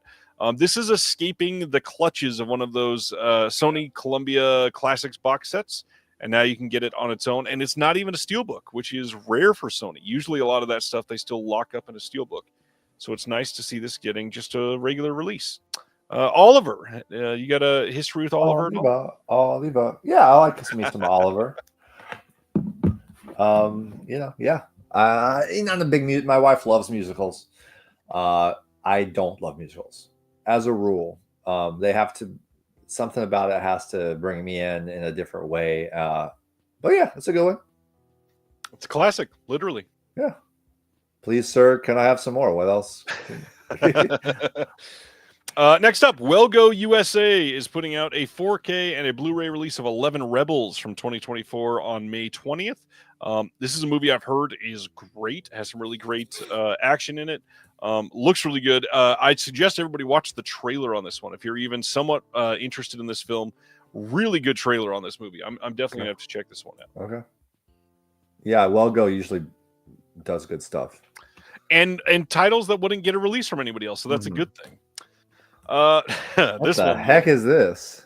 June 10th, we get a Blu-ray release of the next Paul W.S. Anderson film. Oh, gosh. In the Lost Lands with Dave Bautista and, of course, Mila Jovovich. Oh, I love Mila. I I got a picture from a mutual friend of ours that we can talk about afterwards of him at the premiere of this in New Mexico, holding on to Mila and to Paul W.S. Anderson. Wow. And you can probably guess who I'm talking about. Yeah. No, I've ever since Cuffs, talking about 90s, I've been in love with her. So yeah, good stuff. I've not heard any good stuff about this film, though. Lots of Film Masters releases went up on their website this week. This first one is Class of 74. This is from 1972, and it's a limited edition release from their archive collection, which means this is going to have a slipcover. It will have a new audio commentary. The person doing it is Heath from over at Serial at Midnight. This will also have a booklet with an essay on it, and it's not on this because I just found out today the person who wrote the essay for the booklet is the one and only Amanda Reyes, who is incredible. So very interested in checking this out. I hear this movie is just very, very fun and looks very, very fun. And the big thing is I know a lot of people had the old Code Red DVD of this one. If you have that, you might want to hold on to it because there is a contextual bonus film on that DVD that is not carried over to the Blu-ray release. So just keep that as a little bonus disc. Okay. Then they are also putting out The Capture. This is coming soon on Blu-ray and DVD from their archive collection. The archive collection means it'll have a new scan. It'll be a 2K or a 4K restoration. It will not have bonus features, though, and this will be coming on a BDR. So just be prepared for that, which no big deal. It'll still last for a long time. The next one, same line and everything, The Fabulous Dorseys from 1947. Also an archive title. Again, no bonus features, but a new restoration, and it will be a BDR. A Life at Stake, also coming from that line. And we don't have release dates for any of these yet, but this one is from 1955. So I'll have a brand new restoration, and it will be a BDR. The Blood of Jesus from 1941 is getting a release from them as well. Same archive collection, no bonus features whatsoever, and a BDR. But this one looks very fun. Yeah. And that's it for Film Masters. Paul is saying, is this one the same scan as the previous Film Detective Blue releases? I bet it is, but I don't have confirmation on that. Next up, July 1st, Altered Innocence is releasing Lost Country from 2023. This is set in Serbia during the 1996 protest, and this one sounds really, really good. We got some trailers on this, and it will be a 5.1 mix for the audio, but not much else on here. Region-free disc, and the trailer on this makes it look good. It looks like a good film. Next, Kino is releasing Rock Pretty Baby on June 17th on Blu-ray. This will have a brand new HD master from a 4K scan of the OCN and a new audio commentary by David Del Val, who does great work. I always laugh at this one because this has young heartthrob John Saxon that I don't ever think of as a young heartthrob. John Saxon and Sal Mineo. And then next is Promise Her Anything with Warren Beatty and Leslie Caron from 1966. This one will have a new audio commentary from Dwayne Epstein. This will also be from a 4K scan of the OCN. Lots of cool stuff coming from Kino. Yeah, how did this period, the last few you've done, like how well do those sell? Is it to an older generation that like grew up with some of these movies and they're still collecting? Is that kind of the target audience? That's a bulk of them, and then we got to realize when these come out, they're probably priced at about $14, and maybe 2 months later they're on sale for like $8.95. And so when they're that cheap, a lot of people go, "Oh, I like Warren Beatty. Maybe I'll like this. It's $9. Who cares?" Sure, yeah. So a lot of people just throw it in and maybe someday check it out, but also maybe just never unwrap it. Yeah, I get that. Umbrella. Speaking of Umbrella, we just had a long conversation about the stuff they do, the great work. We got a lot of great stuff to talk about. This first one is a 4K release of The Salute of the Jugger from 1989. This is coming on August 6th, and there is so much incredible stuff to cover in this one. This is a Rutger Hauer film with Joan Chen that people have wanted for years. Vincent D'Onofrio is also in this one. This is going to be an exclusive 4K HDR restoration of this film. So nobody else has this. And it has 3 different versions of the movie. This will also have a 100+ page book with a bunch of new essays. We got new bonus features. We've got an uncut 104-minute remaster that was done. This is a huge deal for Umbrella. A lot of people have wanted this film for a long time. They've got the work print cut. They've got the one that people have seen recently. New audio commentaries, bunch of extras. This is going to be a crazy. What would you say recommended if you like what? I've not seen this one because it's not have been you easy heard to see. anything or? No. Is it martial art? Like, what is this? It says, in a lawless future where society is crumbled and chaos reigns, the deadly sport of jugging is the ultimate test of strength, skill, and survival. After years of exile, legendary player Sallow is pulled back into the violent game, leading a ragtag team of misfits on a quest to ultimate victory. So to me, it sounds like if you like rollerball, you'd probably love this. Okay, yeah. Post-apocalyptic extreme fighting sport type of movie. Extreme fighting sport to the death movie, yeah. Okay. Rutger Hauer only doing films that have 4 versions? Absolutely. Just keeping it on brand for him. Yeah. And if Salute of the Jugger is not in your wheelhouse, they're also doing Noroi the Curse, one of the best found footage films ever made. This is from 2005, also getting a Blu-ray release on August 6th from Umbrella. Some really great key art on this one, too. This one is going to have a 48-page book with behind-the-scenes experiences, art, and essays, 8 art cards, a custom slipcase, and box set art on it. The new audio commentary by Tom Mess, who is incredible at what he does. There's an interview with the director that's brand new. Alexandra Heller-Nicholas talks about Noroi and the horror mockumentary. And then there's some other featurettes that have been on previous releases as well. But this is genuinely a masterpiece. One of the best found footage movies ever made. Love this movie. Yeah, I did see this one. Oh, nice. What'd you think? Yeah, loved it. Very nice. Very nice. I like the before the found footage got to, I mean, there's certain ones. Who's the director? Do you know, or does it say right there anywhere? Yes, his name is Koji Shirashi. Yeah, it's I mean, especially Asian horror of the late 90s. I love Asian horror. Nice. I mean, any, Takashi Miike, anything Japanese, anything like that, I'm pretty much go for. That makes sense. Yeah. The next one is a Blu-ray release of Funny Things Happen Down Under, starring Olivia Newton-John from 1985. This is a movie I had never heard of, but man, they've got some new bonus features on this one. This is just getting a standard little side-loading release from them, or a slipcover release from them. Discovering rainbow-colored goats, realizing they have a major discovery on their hands. Yes. Doesn't that make you want to pop that in right now? It does. I think my wife would want to see this. It's got to be. It's super unique. Yeah, she's very young here. Very cute. Very young, yeah, 1985. Yeah. That's cool. That looks fun.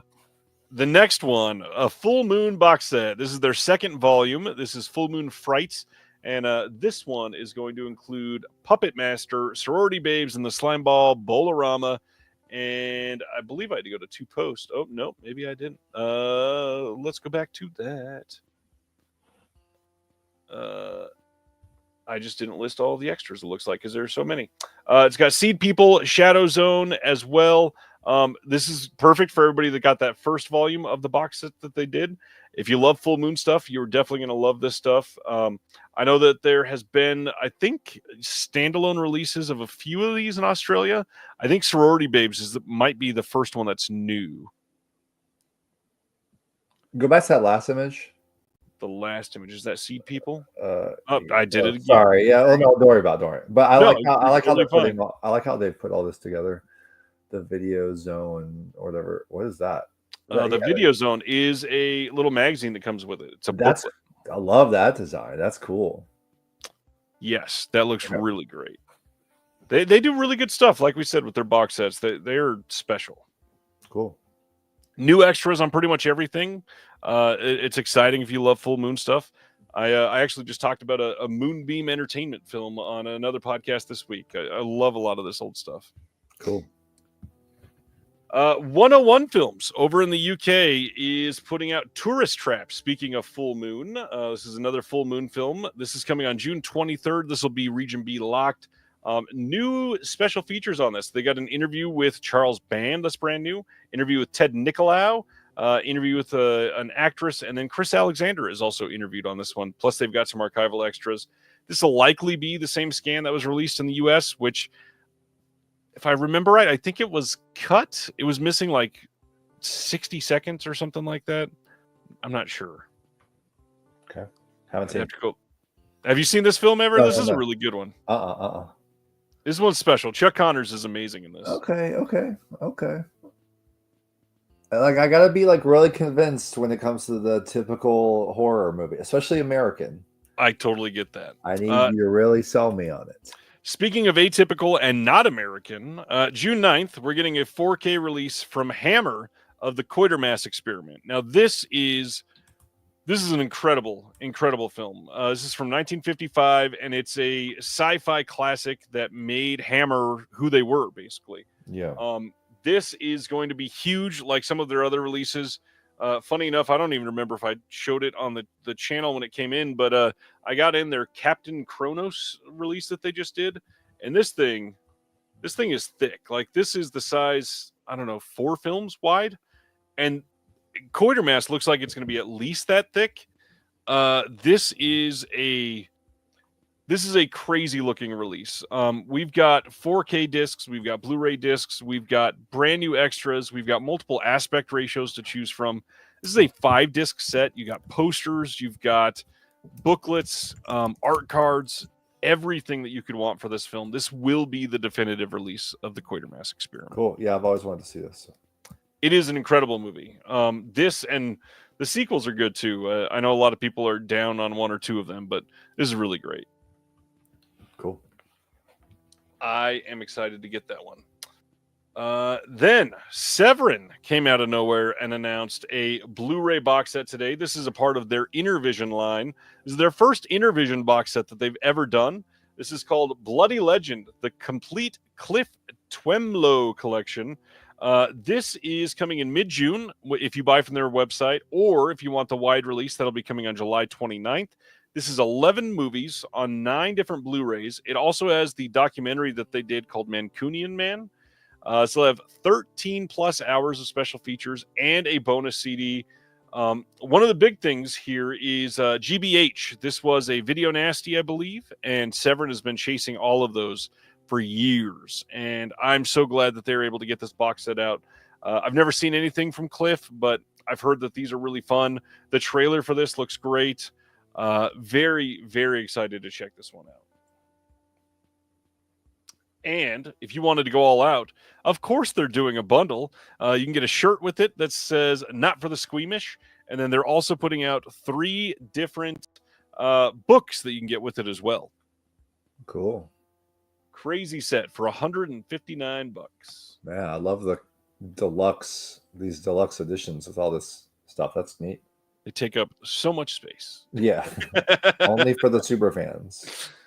All right. The best censoring Hello. of the week. Okay. Mondo Macabro, we talked about them earlier. They are putting out a Blu-ray of Ava Man and the Return of Ava Man. This is from 1980 and 1982. This is a transgender film from back then. New 2K restorations for both movies. The poster art on this one is wild. I of course had to censor for YouTube and Instagram and Facebook, or I'd be banned from everything. But we can also look at their other poster art that's on the other side that also had to be censored. Yeah, the art on this looks crazy. We've got new commentary. We've got new interviews, including with the main star from this, which is wild to get them 45 years later. New visual essay, new interviews. Will be available to pre-order at the same time as the next title, which is Lady Desire, accompanied with Sexomania, coming in a Blu-ray double feature as well. These are from 1968 and 1974. And these will go on sale on May 1st at 9 a.m. Pacific if you are looking for these. Again, great releases looking from them. They've got extras like crazy. They've got tribute videos, brand new 2K restorations for these, and trailers and everything that you could want. If you get the red cases, you get the booklets. And yeah, if you like Mondo Macabro, you probably know what you're getting with these. Cool. Yeah, these are a must. I pretty much always like the Mondo Macabro stuff and can't wait to see these. This is interesting. So over in Italy, there's a brand new boutique company called Legends Collection that I just happened upon. They're putting out Singham from 2011. This is an Indian film, and it's the start of the Cop universe. They've put out a bunch of films under the same franchise, I guess. And this will be a Blu-ray release. It's got English subtitles, which is not given on Italian releases, so it's nice that we're going to be able to get this. Any company willing to put out more Bollywood films gets an A+ from me. It is super rare, so it's nice to be able to see. We've got brand new artwork on these. Eugenio Ercolani, friend of the channel, has done quite a bit on this one. So that is where I first heard about this. This is exciting. Have you checked out many Bollywood films? Sad to say I haven't. I mean, I guess the length of all of them and the amount of them is just like it's just daunting. But I mean, I do want to like start seeing. I mean, I love like this isn't Bollywood, but I love Indian cinema. I mean, like the Satyajit Ray, like the Apu trilogy and stuff like that is great. Pather Panchali is one of my favorites of all time. And of course, I saw RRR. Love RRR, but I mean that's all I know. So no. I'm still hoping that RRR gets a like an actual great release. Does it have a Blu-ray or? It got, I think it even got a 4K, but only in like Japan or something. Okay. I don't know. It's got to be something with the rights. Sure. Yeah, I would love that too. Lastly, like I mentioned earlier, we were going to talk about another Warner Archive replacement disc. And this is brand new. Just Friends literally just went up for pre-order, and really only like a handful of these were even shipped out. But this got announced as having special features. And when people were getting these, the special features were just missing on the disc. It was just the film. So they are replacing the disc. I've got all the details on the post. You can go find it. That's all we know for now. Just got to put in to get your replacement disc so you can get those bonuses. There you go. Reservoir was asking about that Italian company, and I said that they are putting out Asian films. And Reservoir said, "What kind of Asian films? It's a big continent." Literally, that's all it says. If you go to their about page, it says, "We plan on sharing Asian films." It's not a lot of information, unfortunately. As always, after the announcements, just in case you forgot, we cover what is coming out next week real quick in case you want to go grab it before something sells out. Of course, the big title, Tombstone 4K, coming next Tuesday here in the U.S. That is shipping from some people already. Sneakers 4K from Kino, Career Opportunities 4K from Kino, Foul Play 4K from Kino, as if they ever rest. The 4K of The Hunt comes out next week from Shout. We've got the Jean Florette and Manon de Spring title that is coming from Criterion. Captain Planet and the Planeteers, the complete franchise next week. Cheyenne, the complete series from Warner Archive. Yakuza Wives from 88 Films. Jackoman and Tetsu is also next week. Lady with the Sword. The Cruel Sea from Kino. Hysteria Season 1, or also should have been called the complete series because it was canceled already. But those are the big ones. Borderline is also coming from Kino Classics, and then Tribeca putting out Tendaberry next week. That one is an Amazon exclusive, so if you want that one, you got to get on Amazon. Tombstone, the big title. Have you ever seen Tombstone? Yeah, sure. Good. It is a good one. Should revisit it after Val's passing. Yeah, I'm sure the announcement of that and the timing of that is going to make it sell like hotcakes. Yeah. But I know Career Opportunities was a big hit for Kino. That was a formative movie for me. You could say Jennifer Connelly's probably my like number one cinema love, or It's gorgeous. yeah, absolutely. Like I love. In fact, it's funny. I just removed one of her films from my top 5 cover designs that we're going to do because while revisiting the list, I realized there is a Blu-ray of the title I was going to have. Oh, which is very rare. It's a film called Étoile. Oh, so this is like young Jennifer Connelly, like Labyrinth Phenomena era, and she made this obscure, never seen. It's almost like a Black Swan type of thing. It's a ballet, but it's like this dreamlike, nightmarish kind of thing. And I need to find this. Maybe you can help me get a copy. Yeah, it's gonna have to be eBay only. Yeah. It was a Ronin Flix site exclusive, which Ronin Flix doesn't even do much anymore. This was done by Scorpion releasing a handful of years ago and has been long sold out. Have you even heard of this movie? I mean, when it was announced, that was it. Okay. But it's not like I didn't even know anybody that had seen it. Yeah, exactly. No one's seen it, and like you would think, since everyone loves Phenomena and Labyrinth, that people would at least look up what is this, and that's what I did because I'm a Connelly super fan, and like I was like, I have to see this. This looks cool, and it was cool. I mean, it's underappreciated. Maybe it's not a masterpiece, but it's still really interesting. So now that we've gone through all the announcements, discussion with Sam, we are going to cover a top 5 list. You picked 5 titles that you would love to design art for if they were to be released. Mm-hmm. And funny enough, I picked 5 titles that I would love for your style yes. to be applied to. I figured that's what you were going to go for. Yes. Okay. I actually, this was really hard to whittle down. I had like 9. Whoa. I was like, God dang it. There's a couple that I always seen as, for some reason, like attaching with you in my mind. And then there's a couple things that I went, I kind of wanted him to push somebody else out and do it if they were to do this. So I got us some cool ideas. So we'll talk about that a little bit. But first, how do you describe your style to somebody that's never seen your work? Well, I go back to a traumatic moment in middle school in drawing class when the late Gene Sizemore, my drawing teacher, gave me a B- and told my parents, Sam's great, he's brilliant, but he doesn't have a style and he needs to get a style. And my dad was so offended, it's sticking up for me, like, why do you have to have one style? Right. And that always stuck with me, and I was like, yeah, that's right, I don't have to have a certain style.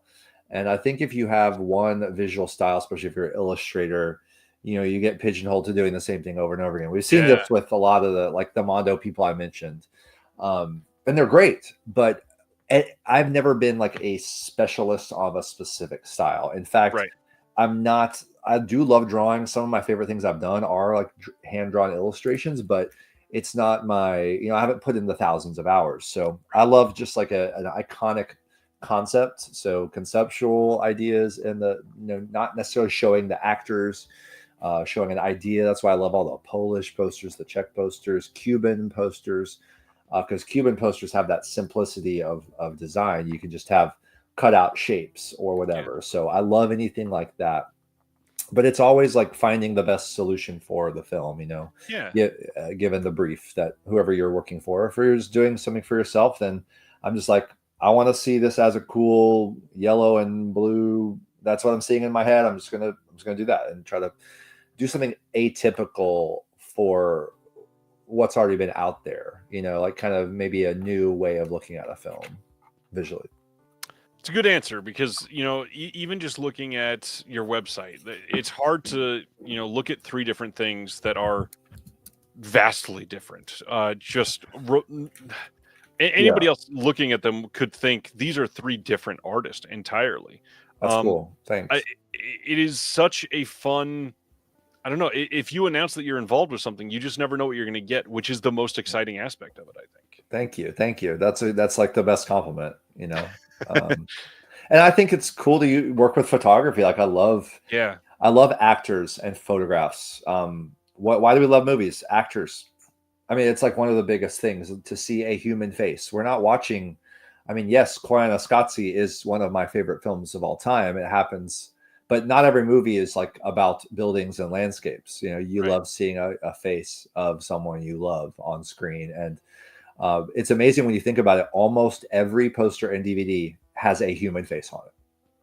Like it's very rare it doesn't, but yeah, using photography, there's a lot of great things you can do with it. And then hand drawn, whatever I try to think of like what's the idea of the poster, and then let that determine what medium I use. Right. So just try to find the closest path to that. Anybody that's watching is that is interested in being either a graphic artist or they're already dabbling in some of this would probably want to know what are some of your go-to tools. What do you like to work with most? Every person kind of gets stuck in their own weird ways. I use Photoshop for assembling everything I do. Of course, you have to deliver files digitally. Right. You can't just mail someone a painting. That's how they used to do it, though. I guess I could if I really wanted to, but I like having control over the type, the layout. I love to do a whole package when possible. All my Criterions are like, you do the whole package, the menus as well. Now with most of the boutiques, again, they're smaller budget. They have an in-house designer, so they just do the cover. I like to use I like to use organic elements where I can. I like to have texture that's real, not fake textures. I hate it's fine every now and then for a certain brief, but I don't like fake poster textures. I like to use real paper, real materials to kind of, bring a handmade quality to things. I sometimes cut, like the Love Crime was all made with cut out paper, like actual construction paper. But, so I will sometimes, like that's an interesting example. I'll sketch it out digitally with a tablet, the forms. Then I'll print that out. Then I'll cut those forms out with paper. Then I'll scan them in and put them back into Photoshop. So, sometimes you can use the digital tools like a tablet to really get an idea out quick. It's very helpful. Or, in my sketchbook. Right. But yeah, everything goes into Photoshop usually. And sometimes it's photo collage. Sometimes it's, all digital illustration I've done on some cases. So yeah. What is, we'll go two different things. What is the piece of art that you've created that you're most proud of so far? Oh gosh. Most proud of. I mean, I really am proud of these two that I did for Before Sunrise and Before Sunset. And then later he did Before Midnight. So I did a third one. That was like years later, which I tried to kind of make it work with the other two. I don't know how successful that one is, but the first two, just again, idea comes to you and just a very short distance between the idea coming and you executing what you see. And I'm sure you would relate to this in any of things you do, even though you're not a visual artist. Like, oh wow, that was a perfect flow. And when you're doing something just for yourself, you can have that. I didn't do that for a client, although little trivia, like Peter Becker at Criterion always told me back in the day, like, oh, we would love to use those one day for a Before trilogy. And, years go by and things change and different ideas come about, and it didn't end up happening. But I do love those. I'm really proud of them. And I made screen prints that sold out the whole edition. It's one of my things in my back pocket. I would love to do one more edition at a larger size, like silk screen. And those are very inspired by the Cuban posters, where you have just like shapes, colors and shapes that represent something. Like how do you represent two people talking on one night? Well, you can show them walking and talking, or you just do the idea of a sun with this little sliver of time, So like, I thought that was, I look back at it, it holds up. I wouldn't change a thing about it, So. Sibner's got a question for you here. Are you a fan of Pascal Campion? I don't know, but I'll look. I don't know the name either. Yeah, is it an artist? So I'll check. I'll check and get back to you. One of the other things, I asked what piece of art you're most proud of. Is there a piece of physical media that you have been attached to that you're still like baffled that your name is attached to that film? Well, House. I mean, I have to say House. Just the fact that, like, I got a note from Obayashi himself, and he has the poster, and like I got to meet his daughter Chigumi. Wow. When I was in Japan, just like that kind of thing, having like a personal connection to this filmmaker and this this work that's been totally reappraised, and that poster played a role in that. That's a huge honor. So is that. And then I would say the Coetzee trilogy for Criterion. Yeah. I love Coetzee, the whole Coetzee trilogy. It's something my dad, like, you know, who was an artist, he had the soundtrack when I was growing up. He probably turned me on to it. And then I remember being in NYU. They had in the NYU library, you have a viewing floor, like, of the library. It's a big library down in Washington Square.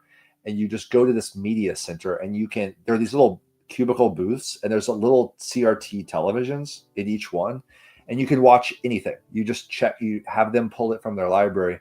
And it's like not the ideal viewing conditions, but I always say that, like, a great film, you can watch it on a 10-inch CRT and it will blow you away. And that's what happened with Coetzee, one of the most visually stunning films. Yeah. And I'll never forget seeing that. And so getting the chance to do that for Criterion was huge. It looks like Pascal Campion does covers for the New Yorker. Okay, cool. Yeah. New Yorker is on my bucket list one day to do a cover, but not yet. The New York Times, but not New Yorker. That was one of the things that I was going to ask too, is where, you know, now that you've been associated with some of these more monumental films and music and events and stuff like that, what is something that you would feel like, dang, my art being associated with this now, I've made it. What is the big goal? Like the next goal, the dream or whatever? Yeah. Well, I want to venture into whole new terrains with different projects and ideas. One would be like to do children's books one day, and not just like not just the typical children's book, but like I really want to make. I did a show in Japan that was geared at children. It was like this history of the universe thing, and it was to try to get my foot in the door and meet some people and like imagine, okay, what could I do one day, like if I were to do like children's art. So I'm really interested in that. If I had my way, I do have a brand called Sammy, and it's got an Instagram. I've just got it sitting there waiting because I want to make like children's cool stuff, like puzzles, clothes, like that's an area I want to get into at some point. And then I also have I'll just tease for anyone listening. I've designed a game. So this is not announced yet. I'm not announcing it here, the name or anything, but it is a game and I've designed it. It's done. And I'm excited to try to have that come out and potentially be a success. That would be a big goal, to like have this be a success. So you'll probably hear about it whenever I actually get around to trying to get it out, which hopefully will be in the next year, maybe, I hope. That's excellent. I'm excited for that. Yeah, I'll probably pick your brain about ideas. I'll need your help promoting it for sure. Happily. It is a card game. Nice. And I would say rather than a strategy, it's a party game, and it is It is a movie game. And I know there's already a couple movie games out there. This is the best one you've ever played. Wow. I'm confident to say. Well, okay. I'm very excited. That's awesome. Yes. All right. So to change gears entirely, this is going to be a little bit of whiplash.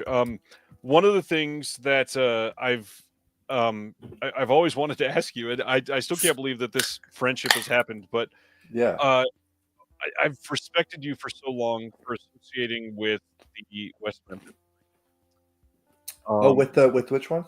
The West Memphis 3. The Tennessee 3. Yeah. Okay. Where did the desire to throw yourself behind that come from? Yeah, I mean, I guess just simply ways I can do something, without, we don't have to get into any of the politics. It's all common sense when it comes to gun safety. If you're not on board with that, I got nothing for you. We're not going to fix that in the next 5 minutes. Yeah. But yeah, I mean, we had this shooting that was at Covenant School, and that's 5-minute walk from my house. So I live in that neighborhood.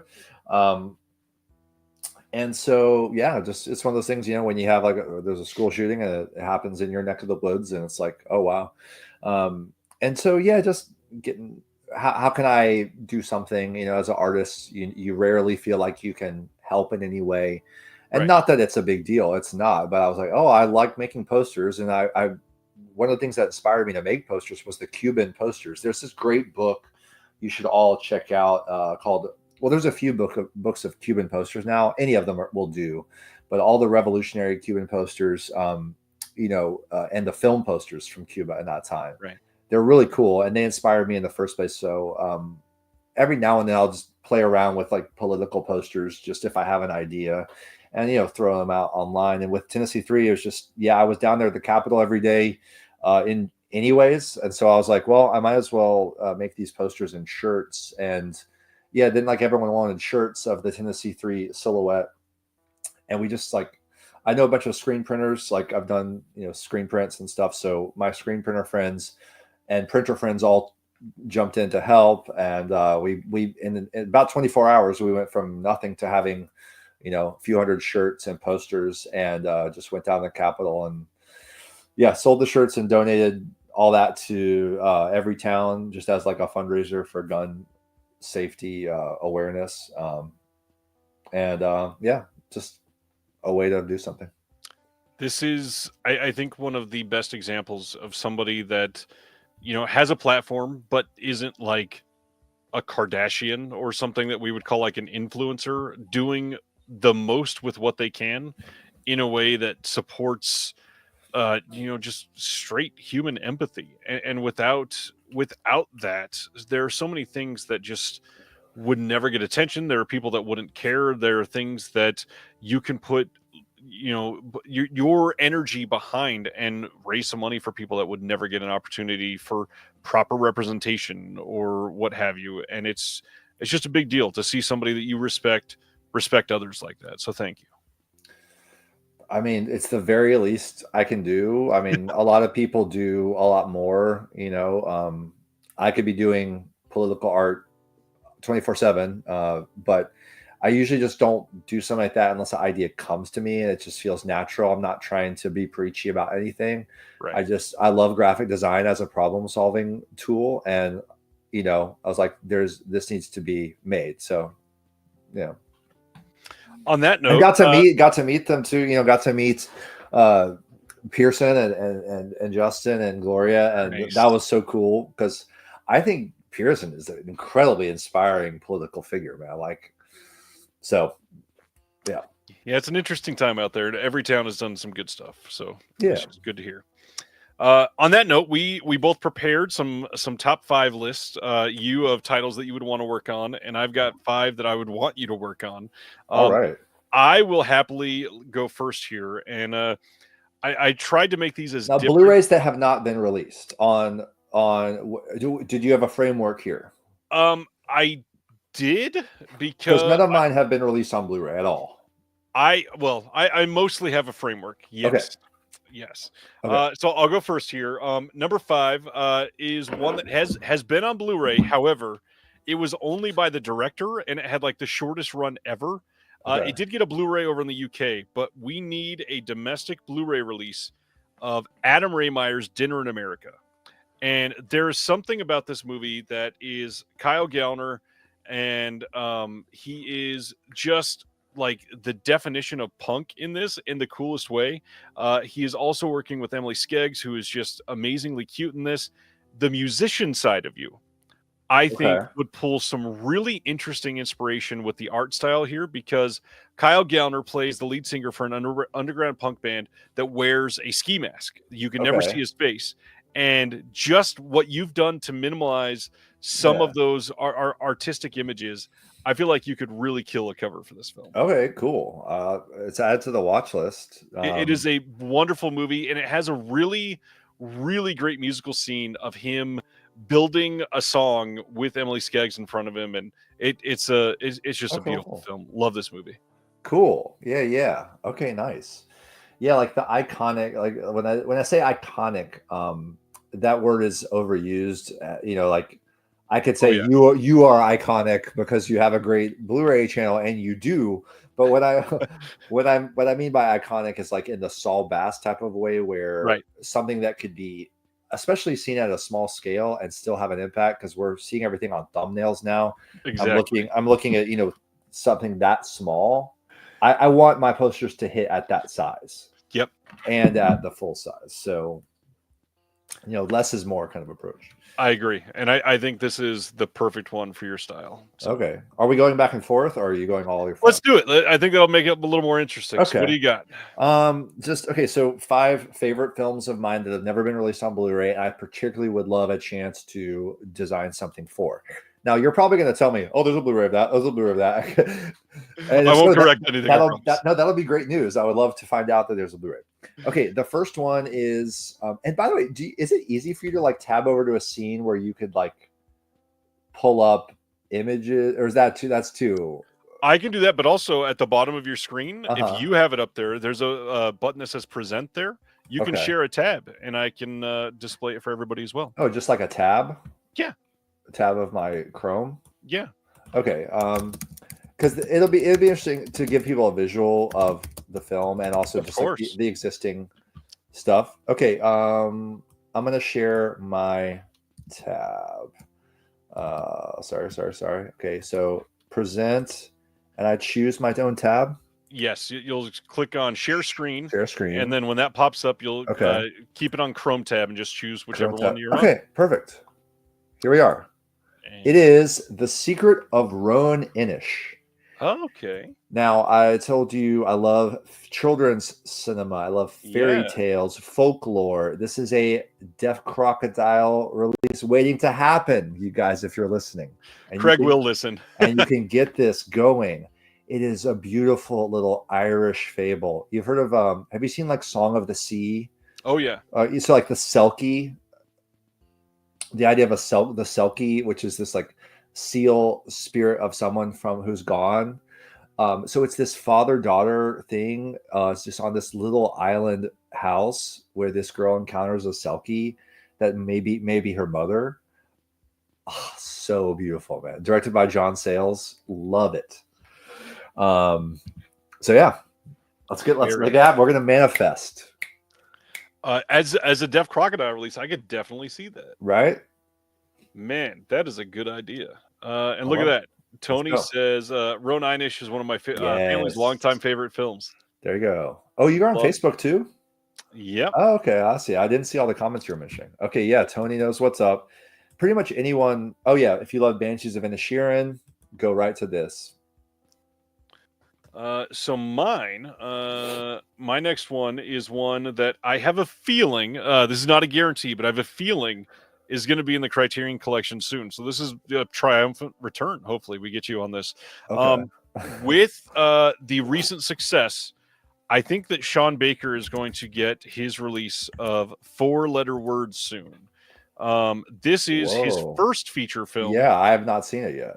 And he just had this film added to the Criterion channel, and I believe Janice picked up the film rights for this. So I'm hoping that this happens soon. The style here that we're seeing in the posters is not as iconic as his most recent stuff because it was so young for him. But as you can tell, the colors that are with this would go great with a lot of how you've used some really great colorways. This is a movie we're going to be talking about in a few weeks on the channel again, just a heads up. This is some good stuff, but yeah, Sean Baker obviously getting a lot of attention at the moment, and for good reason. And with the Criterion channel picking it up, I think we're likely to see a release of this here soon. Okay, cool. Yeah, it's got that gradient. It's got his classic font he has on everything now. Of course. But yeah, I love Baker. I loved Tangerine, especially. Of course, Honora I thought was great. So you mentioned his font, and that brings up a good question. How do you are you passionate about fonts and typography? Oh, sure, for sure, of course. I think the lettering and the typography is very important. I love working with it. I love working with even the building block. Just like making it all come together and lock in. So yeah, you can always learn so much more about typography and fonts. Fonts just means the computer file. I don't know if you knew that, but you would really say typeface, rather than a font. and I have certain designers I know who are like encyclopedias, and I'll go to them with questions, or can you help me identify this typeface or this font? I love recreating fonts or typefaces from films where you don't, what was that, in the title card, and try to bring that into the cover, especially if the title treatment from a film has not been used in a poster. Like The Keep did that. They used that actual lettering, and I loved that. So yeah, I'm a big geek about type. Good stuff. Next one for you. Would you like? Okay, next for me, we got now. This one does have like a UK Blu-ray, so okay, but I want a US Blu-ray release. I want another release. It is a Japanese filmmaker that I love, Koreeda, and he has made, of course, Shoplifters. Just came out. This is his first film. It's called Maborosi. Okay. Have you ever heard of it? I have not. Okay. Everyone talks about Shoplifters, and then, people have seen Broker, Monster, his new ones. But this is a film about a woman who goes to a kind of, it's also on a coastal town where she was from. And it's a type of ghost story, but done in a very lyrical, beautiful, poetic way. It is my favorite Koreeda film. By the way, Still Life, another great Koreeda film. Criterion's put that out. That's this like Afterlife. Afterlife, not Still Life. That's Jia Zhangke. Afterlife is great. I would recommend that if you want to see more Koreeda. That's like people have died and they go to this in heaven, where it's like a movie studio, and you recreate one scene from your life.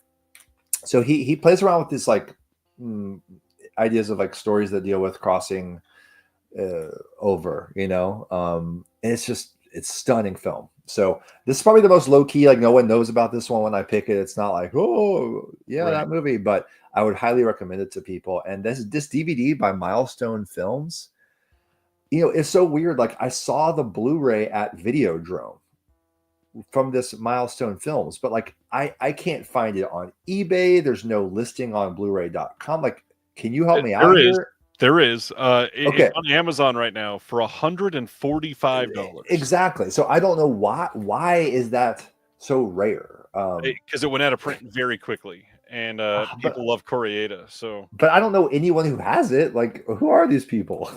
Videodrome in Atlanta. That's it. Yeah, I saw. I was like, oh my god. Okay, so yeah, maybe I was wrong there. So Blu-ray exists, but it's time to get a new restoration going of this. I'm sure something's in the works at some point now that Koreeda is on such a platform. Yeah.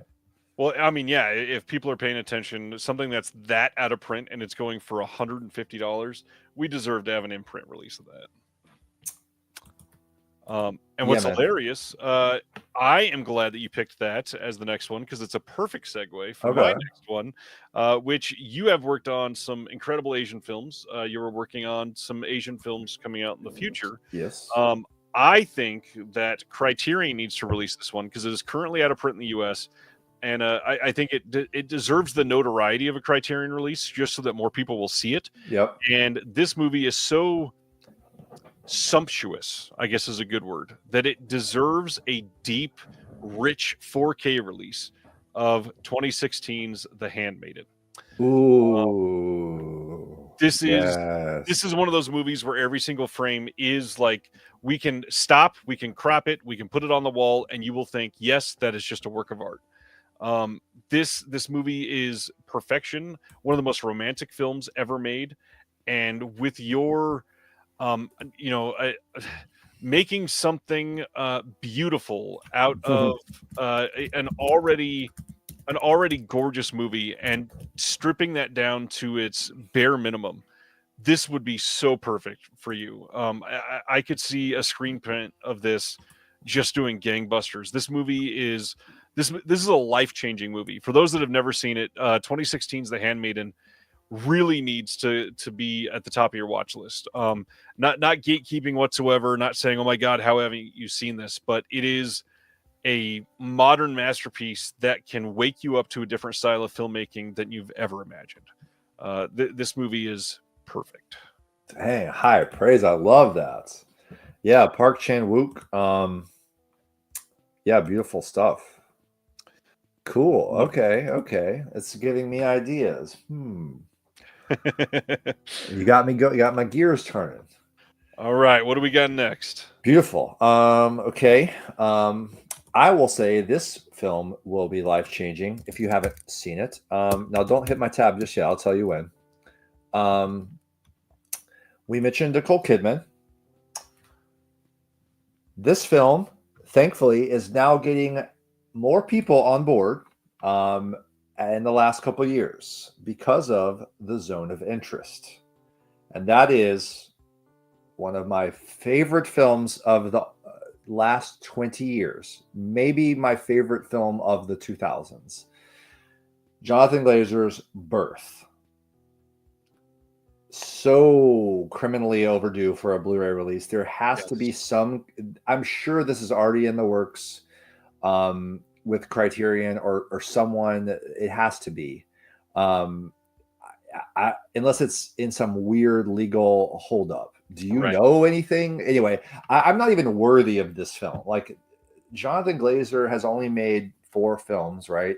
Sexy Beast, Birth, Under the Skin, and Zone of Interest.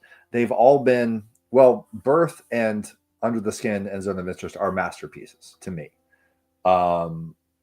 Sexy Beast is incredible. I wouldn't say it was a masterpiece, but the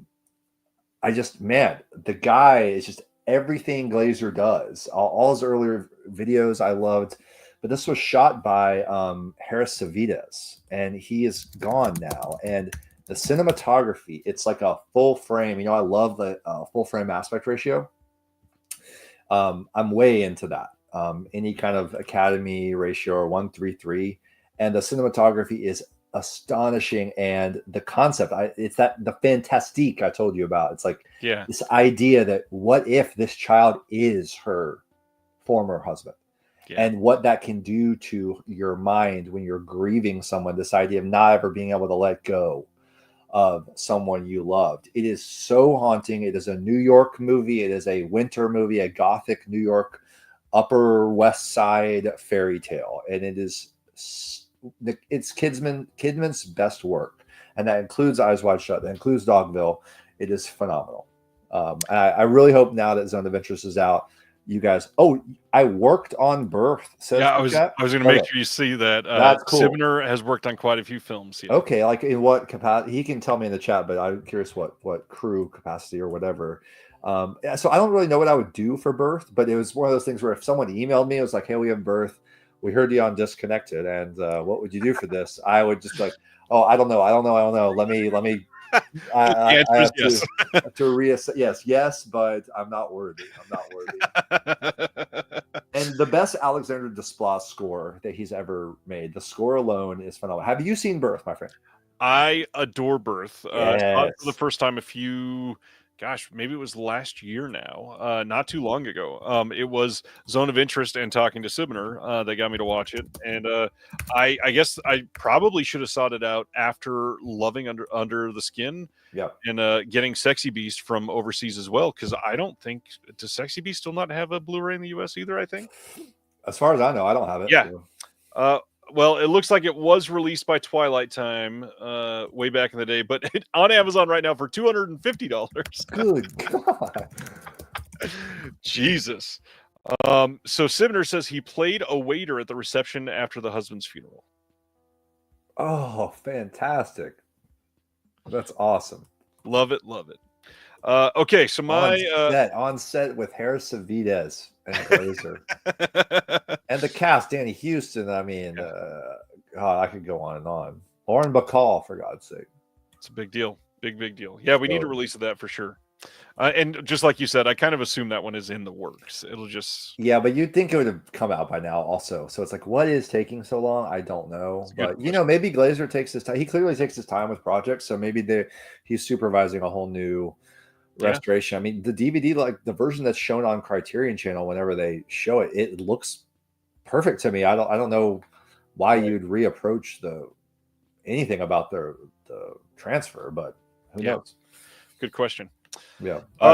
My next one is a bit of a cheat, a little bit, because I have envisioned you doing a great version, like we talked about, where you get the entire package, not just the cover art, but Okay.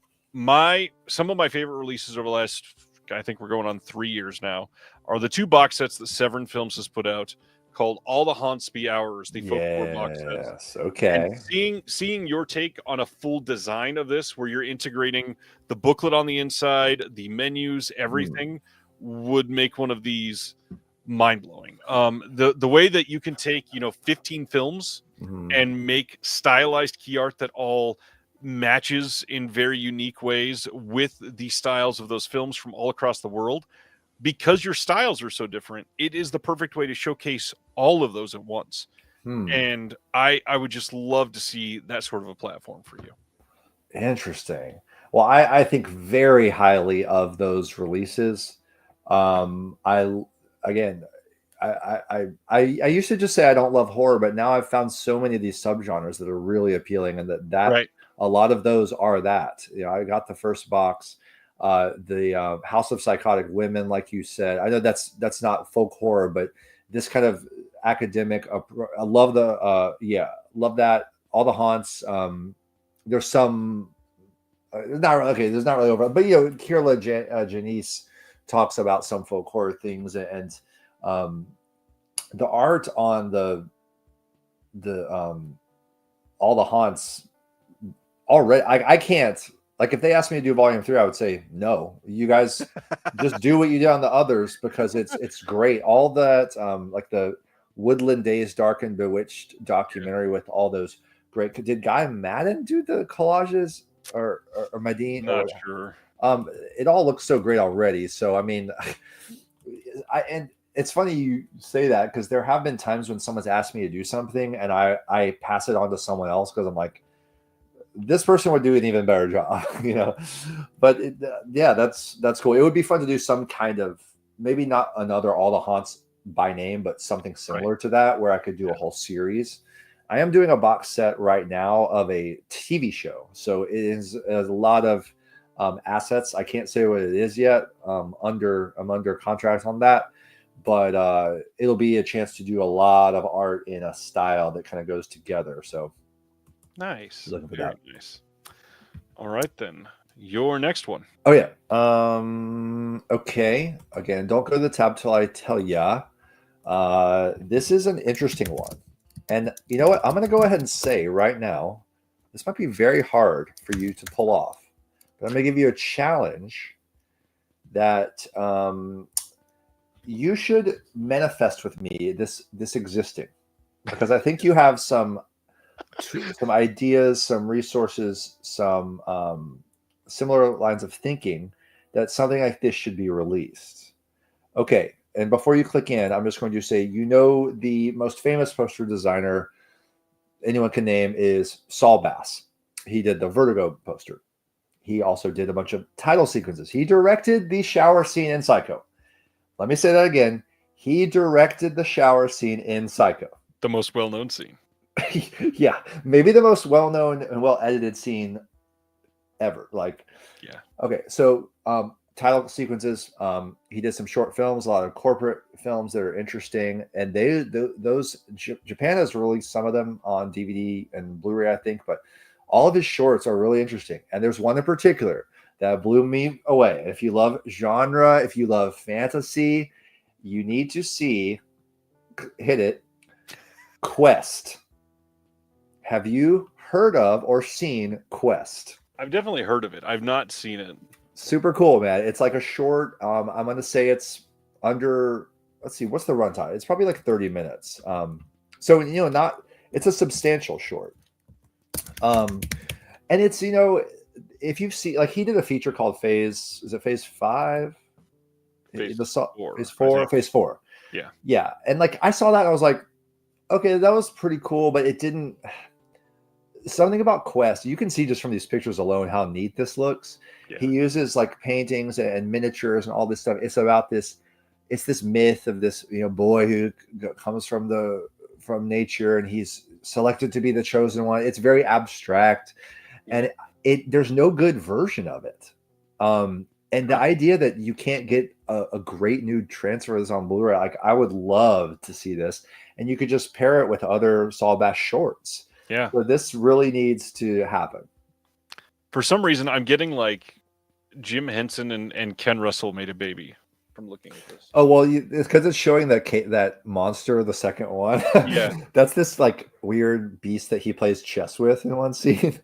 But Bass would just do these really interesting visual sequences and effects. That fifth, the sixth image that's like a black border with a collage of photos. That is a poster that Saul Bass designed.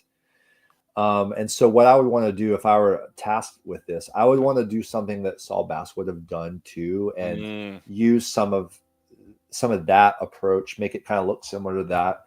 I really love to do things. I've done a couple Criterions actually where I didn't actually create the cover art. I just adapted a poster and tried to develop the rest of the package in a way that felt like what they would have done at the time. So I would love to handle the release of Quest, Nice. Yeah. Interesting. Wasn't 101 going to put it out? Oh, interesting. I don't know. I have not heard about that, but that would be good to know. Okay. Chase that down, Sibner, if you can figure that out, that'd be good to know. Okay, so my number one is this is like the most obvious number one in the world, I feel like, because this is from a director that you can take a couple images from every single one of his films and say, oh, yeah, this person directed that. We absolutely know that. So it would never be a question. But the way that I could see using his just jarring imagery and make something minimalist out of that captures the brain in a cool way, I can't possibly imagine anyone else doing Ken Russell's The Devils. Oh, okay. This would be such a cool turn for you. I mean, some of the ways that, some of the more, I don't know, frenetic, I guess, designs that you've done could work well for this, with Ken Russell being just such a unique bastion for the surreal in some of his films, and you coming from like the opposite spectrum of that, I feel like could make this such a damn unique clash of styles. Okay, cool. Yeah, certainly. I'm game. There was a great poster I saw I think it was Midnight Marauder who did it. If you tab over to my tab, let's see. Wait, oh no, it's not the same tab anymore. I need to go. Oh, yeah, it is. So right here. Yeah. I liked that a lot. Now I'm sure there's lots of cool things you could do with it. Okay, cool. Well, you've given me some fun ideas. So that's got number left one on yours. Yeah, I got one left, and I don't actually know if I ranked these. So these are all five kind of equally. Yeah. This is one I've already done a poster for myself for fun. So would I just use this if I were to be asked to do the Blu-ray? Maybe if they let me get away with it. It is Gus Van Sant's Paranoid Park. This is one of my favorite films, period. Gus Van Sant, he's done a lot of interesting things from, his early work, My Own Private Idaho, then like a couple of Hollywood things like Good Will Hunting. But then he did this death trilogy in the 2000s with Jerry, Elephants, and Last Days. You seen any of those? I've seen a few. I've seen My Own Private Idaho, of course. Yeah. I love that we talk about Psycho right before you bring up Gus Van Sant. That's true. I even thought that was cool that he remade Psycho. No one else thinks that, but I think it's cool. But yeah, Jerry is awesome, by the way. It's just Matt Damon and Casey Affleck as two guys named Jerry walking in a desert, and you don't know what's going on. And that is a great film. They just have a great feeling to them. And Paranoid Park he made after the Death Trilogy, and it's from the point of view of this boy, this teenage boy, and he encounters something traumatic that happens. And the whole film is him kind of just in this moment of his life, reflecting on the experience of what he just witnessed and the effect it has on him. I've never seen a film truly capture what, in my experience, it felt like to be a teenager, and just the thoughts in your head, feeling so like tender in the world, and like kind of like trying to figure out who you are, but in the least cliche possible way. This is a very special film, and really would love to see a Blu-ray release. And I did to show you the print I did. Let's see if it comes up on a Google search. Test Google's ability. Okay, not yet. But it is not, it's on my site, so I'll go there. Yeah, here we go. This is what I did for it. I know that's a very strange looking thing. You probably look at that and say, what's that? But I'm just going to let it speak for itself. That's my, that's what I did. And of course it's a pretty abstract to be a Blu-ray cover, but, I mean, that's perfect for Gus Van Sant though, too. Yeah, it's actually like, he has his hands over his face, and it's from a scene, a shower scene, where the water is pouring down over his face, and the way they do the frame rate or something, I actually think it was Christopher Doyle and Rain Lee. Christopher Doyle's a cinematographer. He did the Wong Kar-wai stuff. Wow. And so I'm telling you, man. And then it's the Rain Lee aspect is too. Rain Lee did all this skateboard footage. So he skateboards this kid with his friends.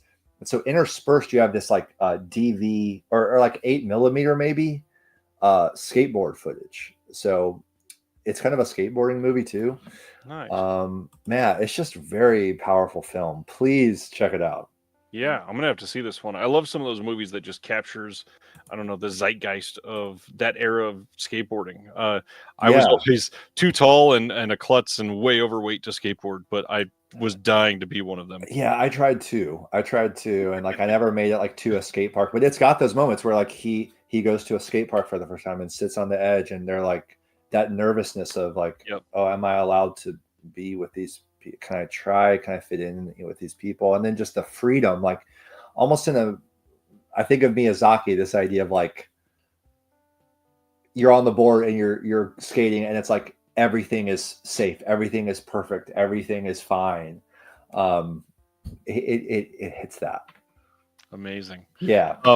I think you missed this because we were talking about your title. Okay. Quest is a short film included on the Phase 4 release over in the UK, and Chris dug up and found that Quest was newly restored in HD for that release. Well, see, so it's ready to go.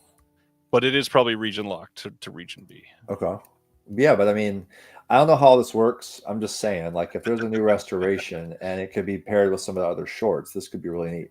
Yeah, that would be a really fun idea. Not to mention the history of his, I don't know, like ability to craft something, like you said, iconic without using the overused version of that word. Yeah. To make it something that is so striking that it digs into you. Just the history on that could be very, very cool. Cool. Patty Boy has picks for me. Made in Heaven, The Thing Called Love, They All Laughed, Blind Shaft, Bubble, and Schizopolis, 2 Soderberghs. I do love Soderbergh. Bubble could be really cool for you. How do you top the original art? Yeah, the poster's true. So good. Soderbergh's posters are great. You know, Keller House did a lot of them. He's always doing interesting posters. That is such a cool idea. I got Bogdanovich. Yeah, that'd be fun. What's your favorite Soderbergh then? Gut feeling. Gut goes right to Ocean's 11. Nice. I mean, it's just perfect, right? It's a very, very fun movie. I love his slower arts. I love Traffic and Solar. I love the Solaris remake. But yeah, probably Ocean's 11. Did you ever see Aaron Brockovich that he did? Yeah, great. So when we were talking before we went live, Aaron Brockovich was set about 10 minutes from where I grew up. I know people that were affected by the whole real really thing. Okay. Yeah, we watched that recently because my wife hadn't seen it, and there was a great one he made recently. I have to say, I hope he's not watching this. he hasn't wowed me in a while since he came back and started making films like all the time. Only one of them really hit for me, which was called Let Them All Talk. It was a Meryl Streep film, and not many people saw it because it went right to Max. It never even got theatricals. I think it was during COVID, but I love that one. Yeah, I think he did that right after Kimmy, and Kimmy like overshadowed that one. Yeah. Good stuff. So one of the last things I wanted to ask for people that are, interested in hearing your responses to all this tonight, who are some graphic designers that you love? Who are some other artists that you admire right now? Active people that every time you see something they put out, you go, damn, that's inspiring. Oh gosh, so many. I mean, like I said, Adam Maida, who just did he did that phase 4 that we were just talking about. Yeah. Adam's great, man.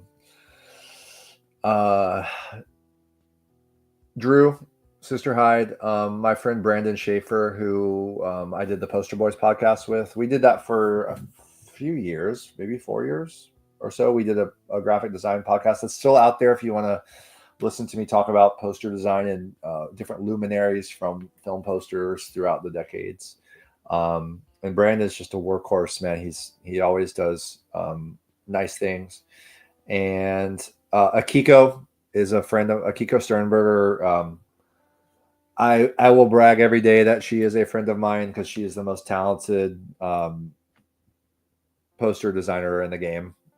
Just period. Like she paints. So like she did the Funny Games US theatrical poster, that close up of Naomi Watts crying, and that is a painting. So she's capable of doing these photorealistic paintings, but also just like great concepts that are like funny, so definitely follow Doi Rivetive on Instagram. And there's now a book out of Akiko's work called Akiko-matic that I would highly recommend. Nice. So yeah, those are a few that come to mind, but I mean, I really am more, I'm not saying more, there's a lot of great people doing work right now, of course, but I really just, my biggest inspirations are, stuff from the past, the Polish greats, the Cuban poster artists. Hans Hillman is a German designer. If you want to like discover someone, Hans Hillman, he did all these German posters that actually ended up, long story short, inspiring Janus Films to make some of their first posters, including that one for Donkey Skin, which then led to Criterion. And there's a whole history, if as you kind of retrace the steps of graphic design history, which is still young as an academic field. But you're learning about more of these important people that were doing it, and in these like idealistic conditions where they could just do whatever they want for a poster, and they don't have an email of 20 people on it all chiming in, or they don't have to use contractual obligations for actors and things like this. But yeah, I love poster design history and modern history. Have there been any projects that you've had, we'll say, restrictions put on you that you've not enjoyed? Because I'm sure that this is one thing that a lot of people worry about. Like, you just did a cinematograph title, and last year one of the biggest complaints was Little Darlings, the title they put out, that they didn't get permission to use the likeness, and so a lot of people didn't love that they couldn't see the faces, and they made a choice, this scatter that looks like brown, and could have been a little bit better. But anything like that is tough for you to work around sometimes. Well, see, I have the other perspective on that one, which is like, I never even thought twice about that. I was like, that's a cool cover, and now that makes sense to me that's why they did it that way. And I would always say, and it's totally okay if you didn't like that cover, but there's always a reason for something. Like people love to just whatever armchair quarterback graphic design. They love to say, that's stupid. Why did they do this? Why did they do that? And there's usually a reason, and it's sometimes it's these contract things. You do the best with what you got, and with the time, the budget, the brief, the restrictions. I've been pretty lucky. Like there haven't been a lot of things I've worked on that have had strict contractual stuff, but the cinematograph one that I did for Last of the Red Hot Lovers, that was hard because if you see that cover I did, I actually have one right here I can show you. Other current titles that Sam has worked on: A Tale of Sorrow and Sadness from Radiance. Them Rock from Radiance is also another one that you just did. Yes, that's an insane film. Like, if Them Rock is not on your radar, put it on your radar now. Like, trust me. So this one, Last of the Red Hot Lovers, you see how much writing is on this. This is all because it had to be that way. I had to come up with a solution that was just like fit so much stuff. And I know it's a scribbly mess, but I was just like, it's just going to be a scribbly mess. It's going to be a tic-tac-toe with lip prints. And he makes notes on napkins in the movie. So I was like, it could maybe feel like that. Yeah. And so, yeah, Arkin had to be literally 70% of the title size. And then the three actresses had to be the same height. And this is how this goes back to a contract from the original poster that you still have to honor, where the actors have these clauses and their name have to appear equally. So the three of these actresses have to appear as the same size as Alan Arkin. And so already there, that's so much. And then everything else had to be at this size too and had to be included. So basically you're looking at a poster that's all text. Yeah. Unless you go real small with it, but then you can't see what it's saying because it's so that was tricky. And then actually I'm doing another cinematograph. I think you alluded to it, but it's not been announced yet. Did you say you have one coming? No, that's the one that I've ordered that I have not got yet. Oh, this is the one? Okay. Yes. So there's another one coming that I did for Justin. It'll be announced soon. And that one had an actor likeness situation where we could not get approval on one of the likenesses ultimately. And I had to change something about it. It was minor, but I try to, that's one of the nice things about just coming up with like conceptual covers. You don't have to worry as much about actors.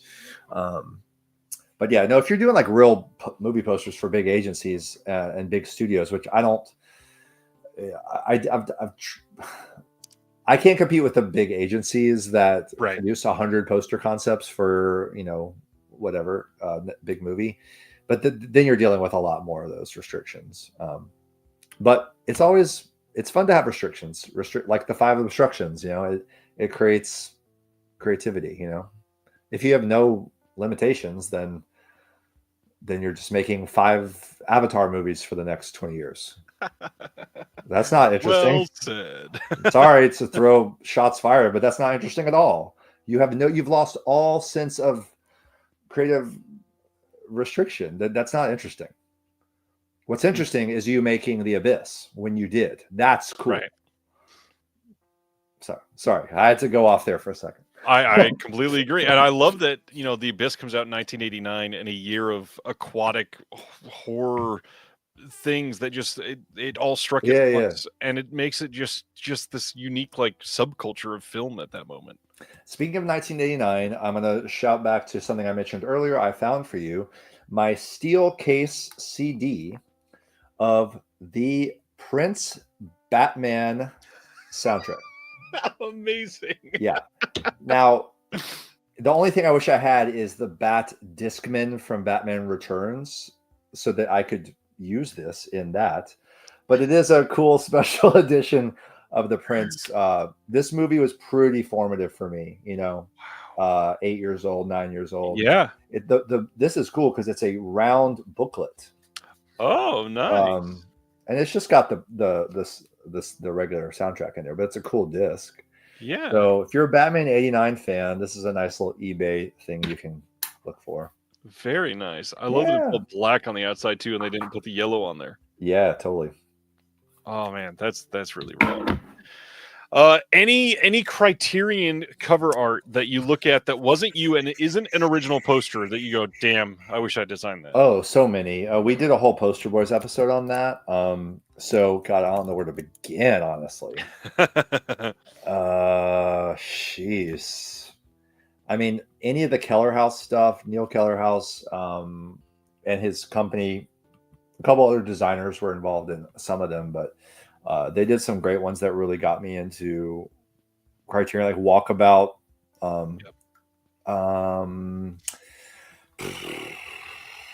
Gosh, I'm trying to think. There's so many. Jay Shaw, who I love, he's a friend and he's one of my favorite designers. He's not doing much anymore, but he did all.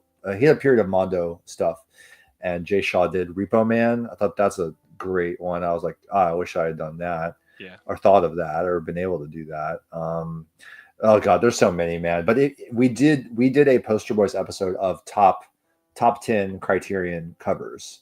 And so if you want to find out on Spotify, I do go through my 10 favorites. Nice. So you guys can check that out for further. One more I wanted to shout out that's amazing. Your print for Kumiko.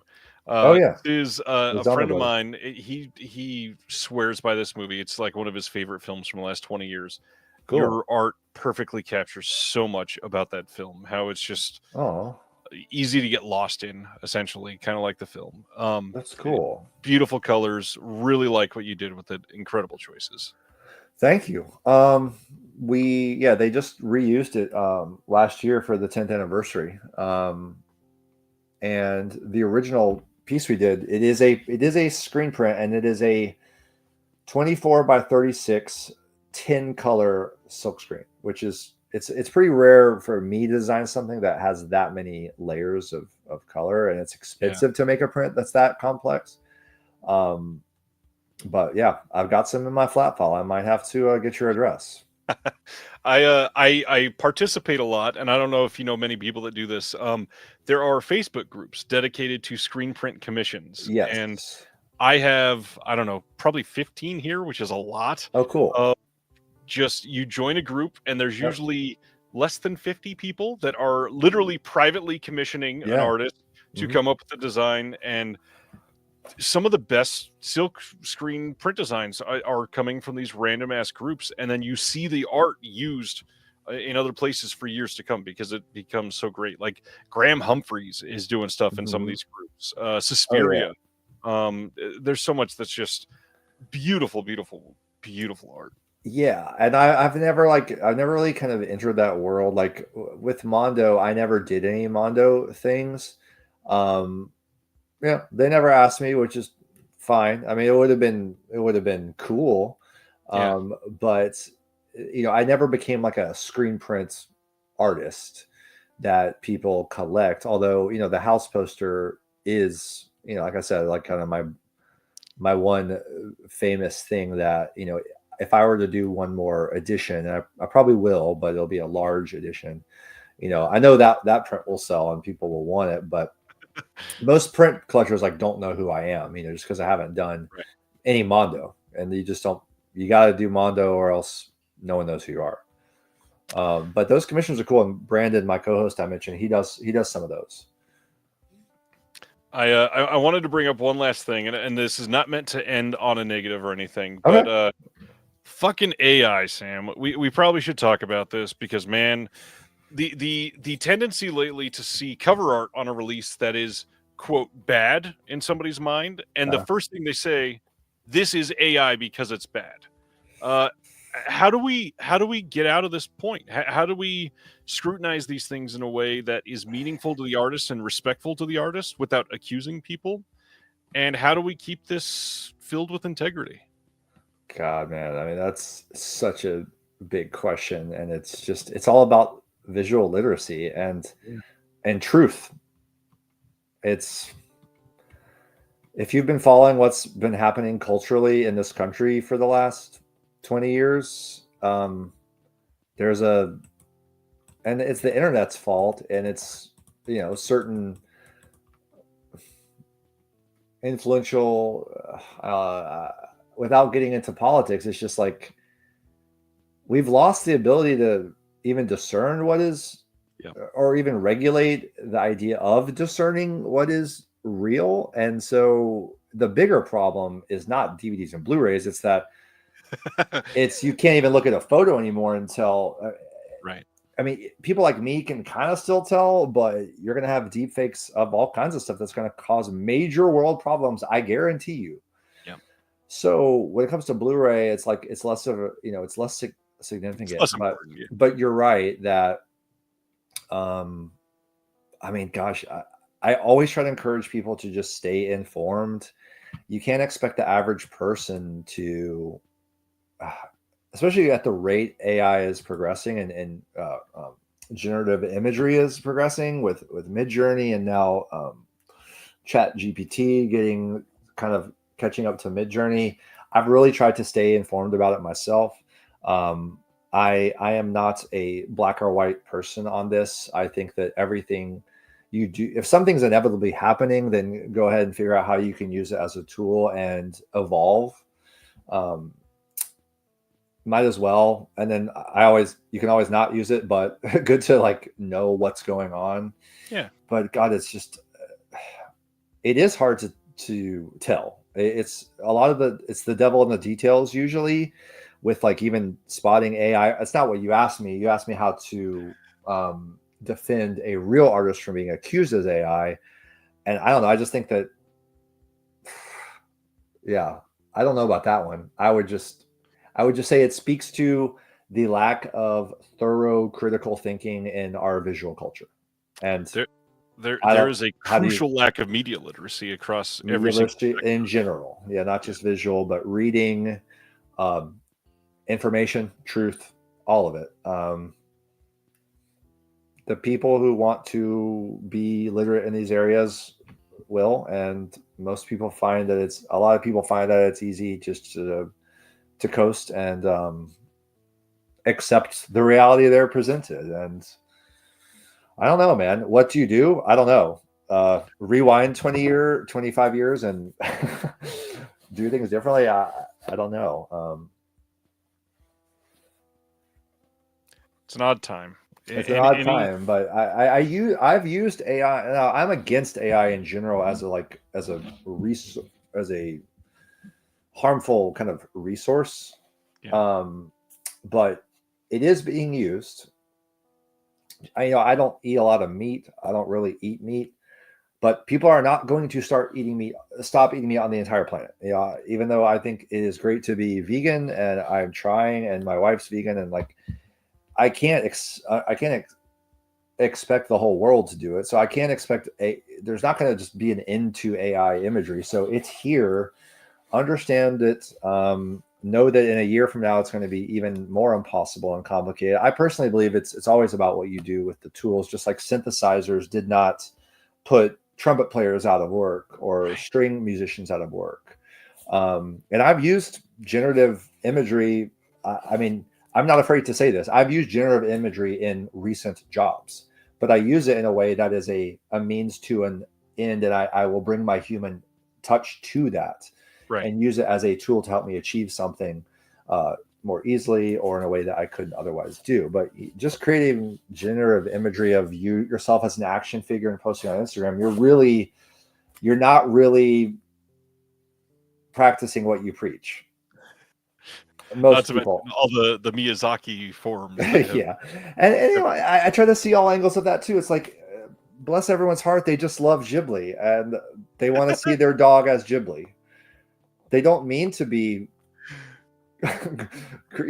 pushing us further into the brink of apocalypse. They just, right. So, humans are endearing that way. Yeah. But, like the good thing is with our interests, I mean, I don't think AI is going to replace any of these, Blu-ray. I mean, no.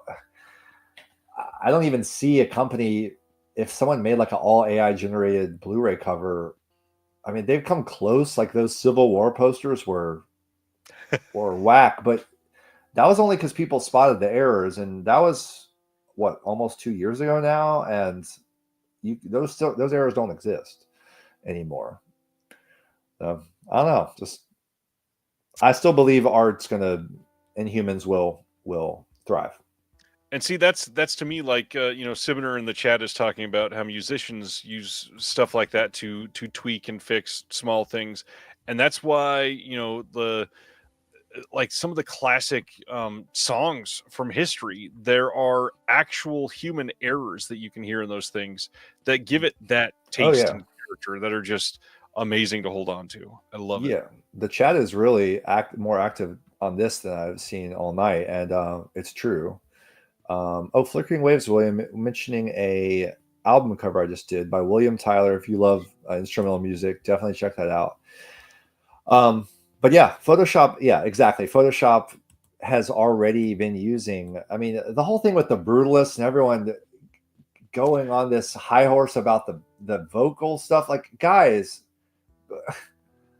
you can't like. Okay, I'm not going to throw Avatar under the bus again, but computers have been helping achieve things forever, like since they existed. Yeah. So like, yeah, learn just informing yourself, critical thinking are good. I don't think anybody in the chat would do it, but the amount of times that we're seeing people on social media specifically to say, I don't like this cover art, it is bad, therefore it was probably done by AI. Yeah. Okay. See, I haven't seen a lot of that. It's a lot of reductive reasoning, and it makes zero sense whatsoever. Well, yeah, and I'm trying to look for the silver lining. At least it's showing that people don't want AI. Right. It's misapplied, and we don't want to hurt artists' feelings. I've seen a lot of artists get ripped off, or some AI does happen to look like someone's art. But I have to hope that people are being, there is like a certain watchdog mentality about AI that if you're not like an AI bro, you're pretty much kind of like, we agree like on just basic common sense principle that, we don't want to make AI make art. No, AI is supposed to help us do all this crap we don't want to do. Exactly. Not make art. Making art is the only thing that humans do that other animals don't. I mean, okay, you could, of course, I think other animals do make art. Birdhouse, bird nests or whatever. But yes. you see what I'm saying? It's like it's the human spirit, and it's always going to be there. I agree. Fun way to end it, I guess. Sam, this has been amazing. Anything that you want to share with the people that you've worked on recently that you've announced that you can't talk about? Well, I have announced the Obayashi project. Oh, nice. So I alluded to that. I don't want to say anything. We probably should have led with that. I'm doing 4 Obayashi titles, hopefully, as long as the plan goes in place. Cult Epics is releasing them on US Blu-ray. I got in touch with Cult Epics when I heard about the news, and I just offered my services, and it's working out this way. So can't say which one is first, but the first one's will be announced soon. I'm excited. Obayashi is amazing, so I'm excited to. Nothing. I can't make covers that are as good as House. It's not going to be as good as House. But I'm excited to do those. So look out for those for sure. Follow my socials. Follow Cult Epics. Yep. These are 4 beautiful movies. Yes. And they're going to be some really fun releases of these. Definitely fan favorites for the last 20 years, almost 20 years since House hit the scene. So yeah, that's coming up. Like I said, a couple of things I can't talk about yet. But yeah, Brimstone and Treacle, Thimrock, Love Crime, all available now. They're not, none of those are, well, Red Hot Lovers is out. Others you can pre-order at Vincent and Radiance. So yeah, you'll follow all my socials to see some Blu-rays I'm working on. It's cool to be part of some of the boutiques right now. I don't know if I'll be doing them forever. I'm just kind of like I said, I might pivot into some different things. I love doing album art. I love doing illustrations for all sorts of things. And got a game coming? Hopefully got this game coming. So stay tuned. Excited for that. Yeah. All right, everybody. Thanks for hanging out tonight. Yeah, thank you. As usual, my pitch, if you want to continue conversations like this, join the Patreon, the link in the description below. We got a Discord associated with the community. We'd love to have you. I used to do the Discord. We would love to see some background on the art in there. They would be all over that, I promise. Other than that, come back next week. It's going to be another fun conversation. We got some stuff that I believe is getting announced this week that is going to be a fun one.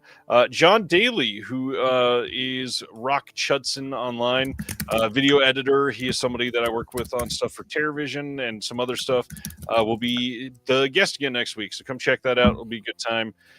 Sam, you're incredible. Hope we can do this again. Thanks, Ryan. It's so awesome to meet you and connect. And yeah, I'm game to do it again and I'll be following the show. Thanks for everything you're doing, man. You're like a major figurehead in this community, just in terms of the services, the giving nature of everything you're doing. I think it's awesome. And you have a damn great voice.